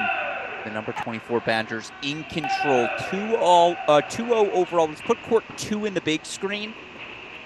But I'll tell you what, little bit of a push back here by the Indiana Hoosiers. Mukurtova was up 5-3, was down 3-5. Now she just broke back 4-4-5 to keep herself alive in set number 3. And look, this is the most straightforward path. Shalikova can protect this lead here at 2. Mukurtova can get off the court in straights. Again, there's a world where Wisconsin is tucked in, or maybe they want to go out here on a Friday night as this Wisconsin Badger team. It's April. Finally a little bit warmer in Madison. Maybe you can afford to be outside. Either way, your Friday night opens up to you if Shalikova can take care of business. Because you see size on serve, 6'4", 2-3 at 4. Can you make court 5, court 1, please, super producer Daniel Westoff?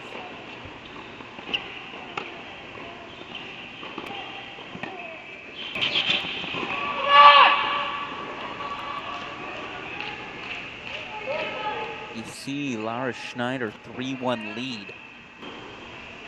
Again, she's the wins leaders for these Hoosiers.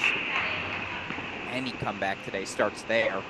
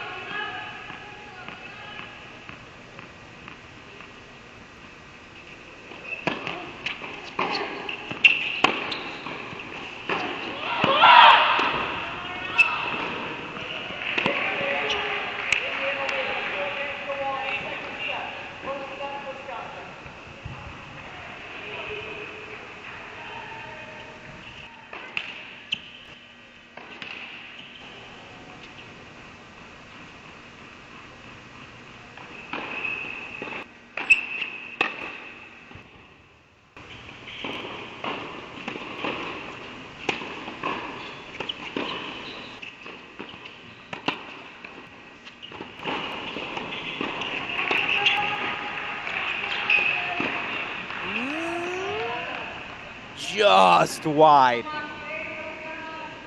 It was really close, but just wide off the racket of Nelani. And so it's 6-3, 4-1. Let's do a little do-si-do. Can we put court 3 in the big box, please? Court 3 in the big box. Shin Yusai held for 3-all. So let's put court number 5 in place of court 1 as you see Schneider, the 4-1 lead on 1.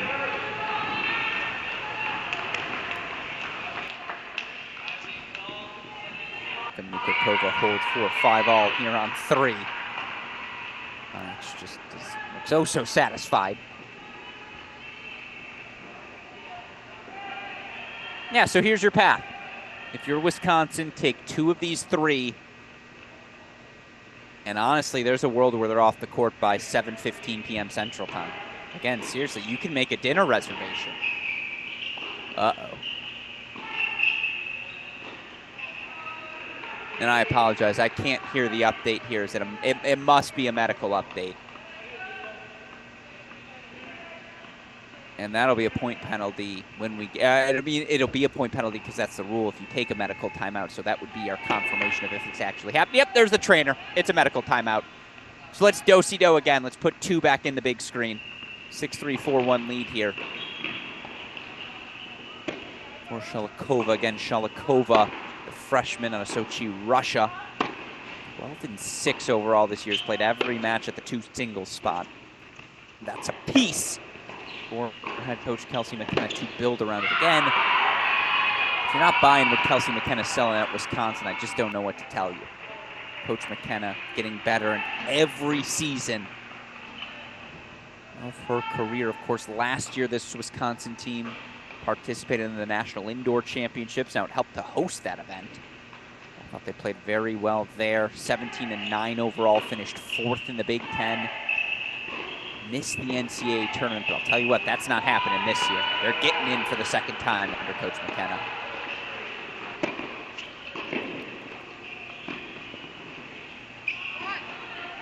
Of course, Kelsey McKenna, standout, all-conference participant, scholar athlete, during her time at Arizona State.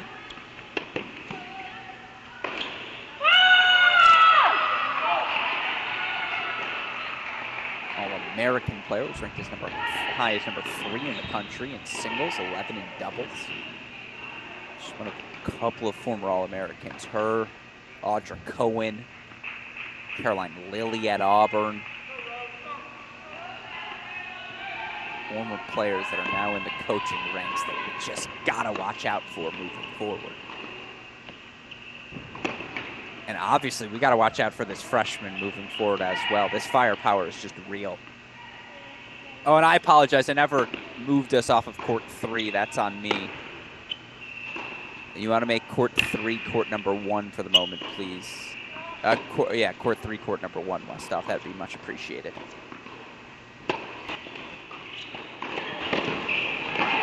Ooh! Again, for those of you just joining us, Alex Gruskin here. Perry Sheinin has typically been steering the ship of our Crack Rackets Big Ten broadcast this year. As such, I haven't gotten to see as much Wisconsin women's tennis as I'd have liked. I like what I'm seeing so far today. They should beat this Indiana team, but they are. And they're doing it in comfortable fashion. As you see, Sy with breakpoint chances. Markham looking to work her way back. I see that forehand turn up. We just got firepower here on 2.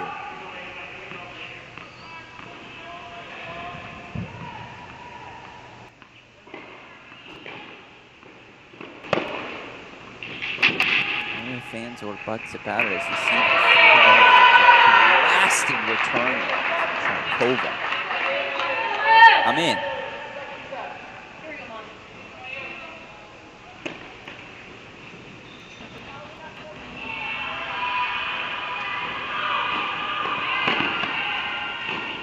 Now that goes a little long, but again, that depth on the return from the freshman sets up break-point chances.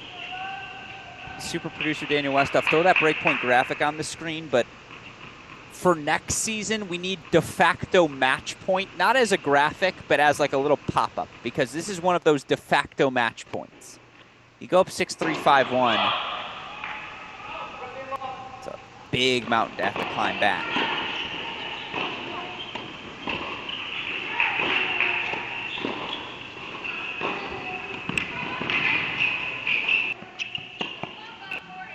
Decent firepower from Nelani. Sets up a deciding point here on 2. Again, you see Shinyu Sy is now officially up a set and a break, so the finish line's in sight.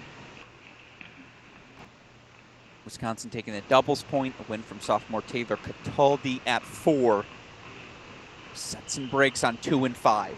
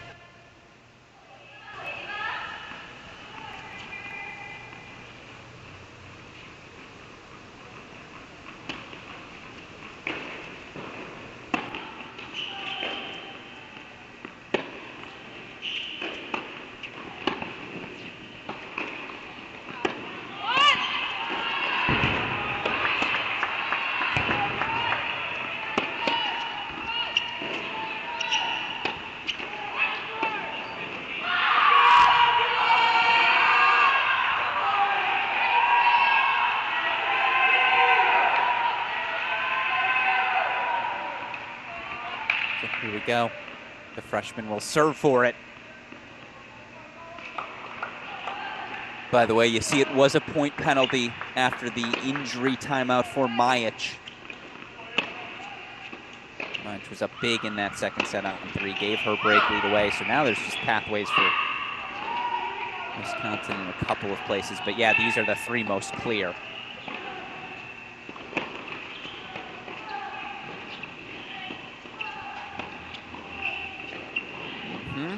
Love the pace. I love how well this freshman takes that ball early.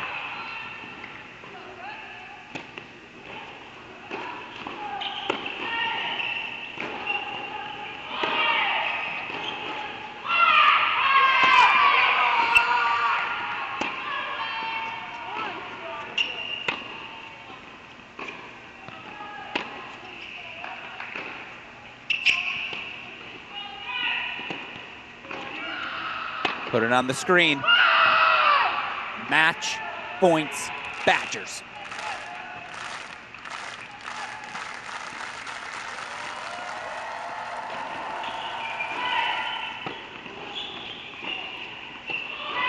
It's win number 13 for freshman Maria Shalikova. Wisconsin 3-0 lead. And they're closing in everywhere. Let's put 5 in the big screen. We'll make court 2, court 1, just because it's furthest along. But look, Wisconsin only needs one of these matches remaining.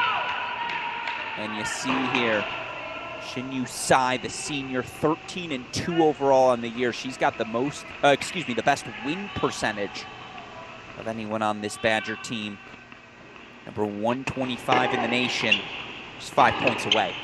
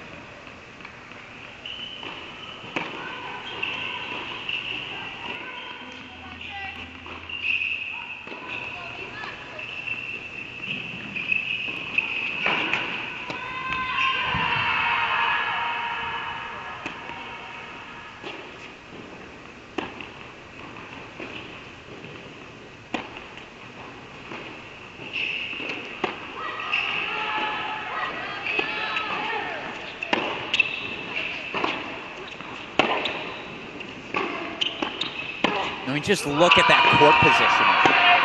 It could not be any better from the senior Shinyu Sai. Now she's a game away. 6-4, 5-3.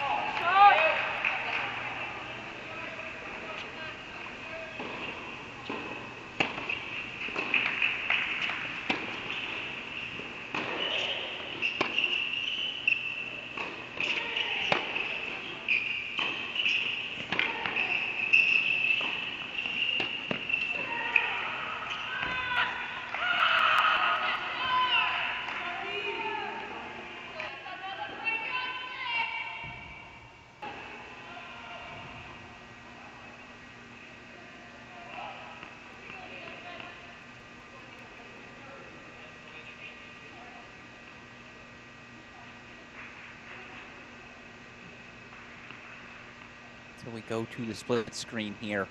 You see Wisconsin's a couple of games away. Excuse me, a couple of points away on a couple of courts.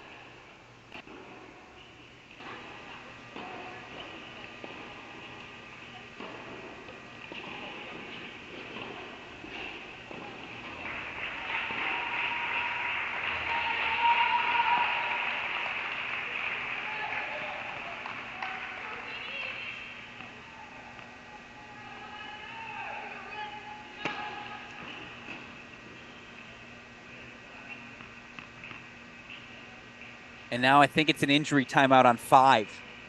Indeed it is. So let's just go full on 3.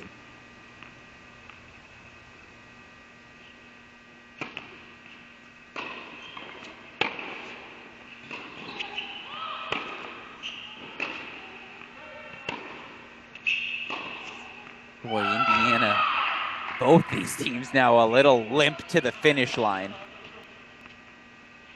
Breakpoint chances here for Mayich to force the breaker.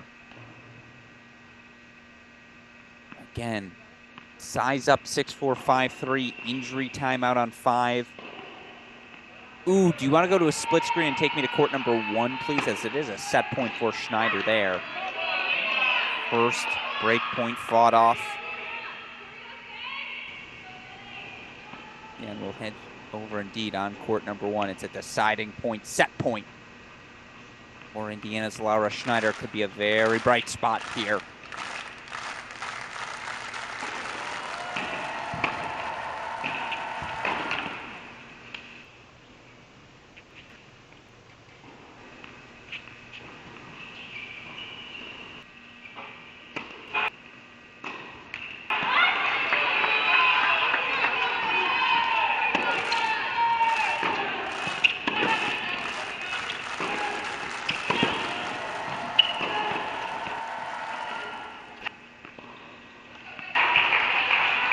Again, didn't want to talk through it, but yeah, Westhoff already has it for you. Match points will go full. It's on the racket of junior Alina Mukurtova.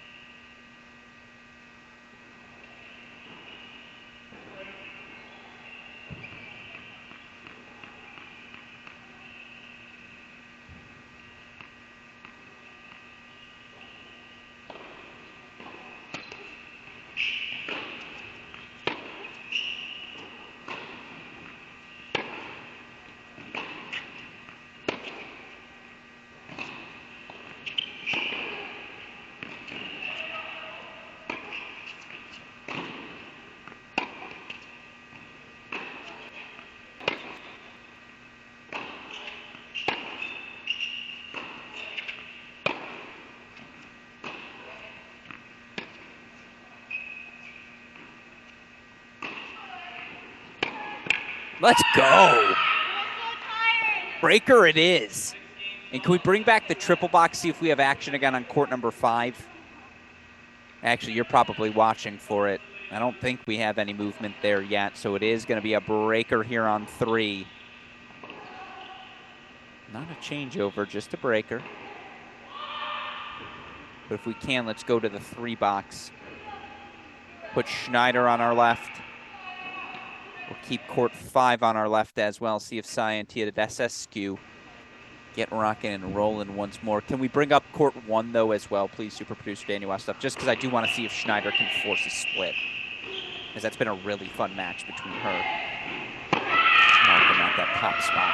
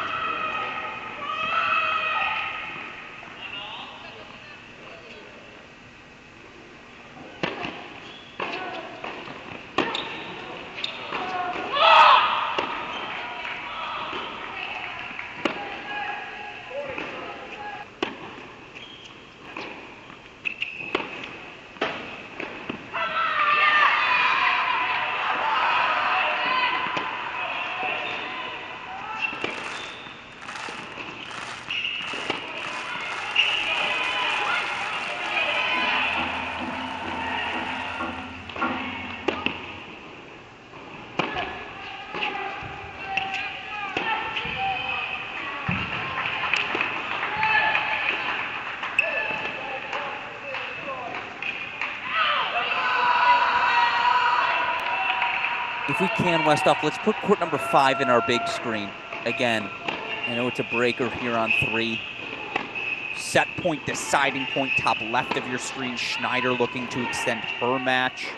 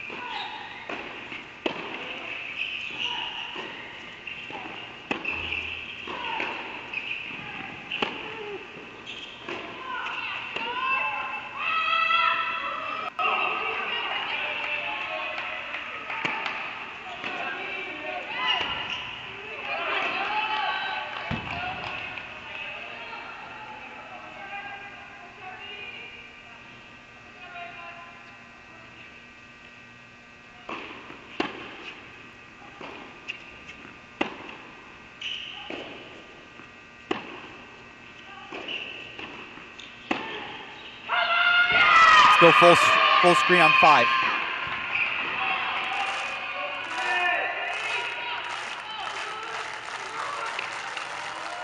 Match point, Wisconsin.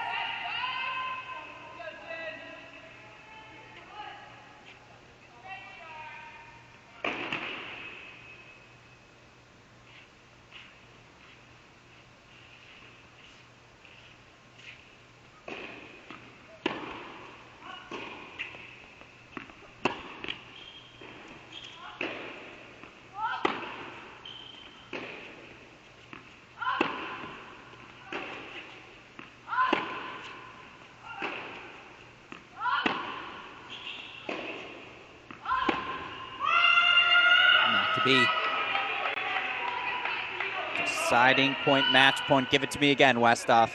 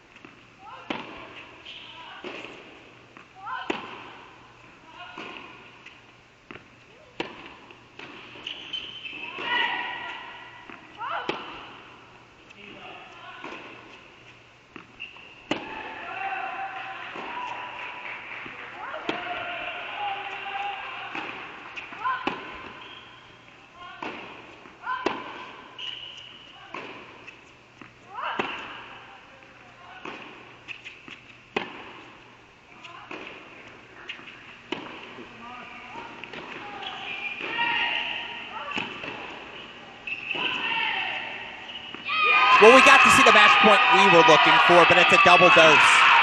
5-0 Wisconsin.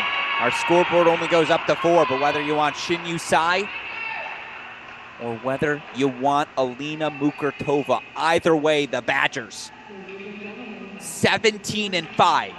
Now overall in this 2023 season, 7-3 in conference play as they sweep the Hoosiers to end our night. That'll do it for our broadcast here today. Again, your results, a 4-match Friday. You had wins from the Michigan, Illinois, and Ohio State men, and then Wisconsin closing the deal here in Madison. Of course, this is our final weekend of the 2023 Big Ten regular season. As such, we got 2 more broadcasts for you as we're going to end things in style. We'll start tomorrow, 12 p.m. Eastern time. Again, a wave of matches across the country. We'll then have the final day of the 2023 regular season starting for all of you, I believe. I don't know what time we're starting on Sunday, but I'm pretty sure we're starting at noon tomorrow. So that's when we'll see you all next. A shout out, as always, to our super producer, Daniel Westoff, on the ones and twos, all of our broadcasts possible. With that said, for everyone who contributed to today's show, I'm Alex Gruskin. You've been watching our Cracked Racquets coverage of the 2023 Big Ten season. We will see you all at noon tomorrow.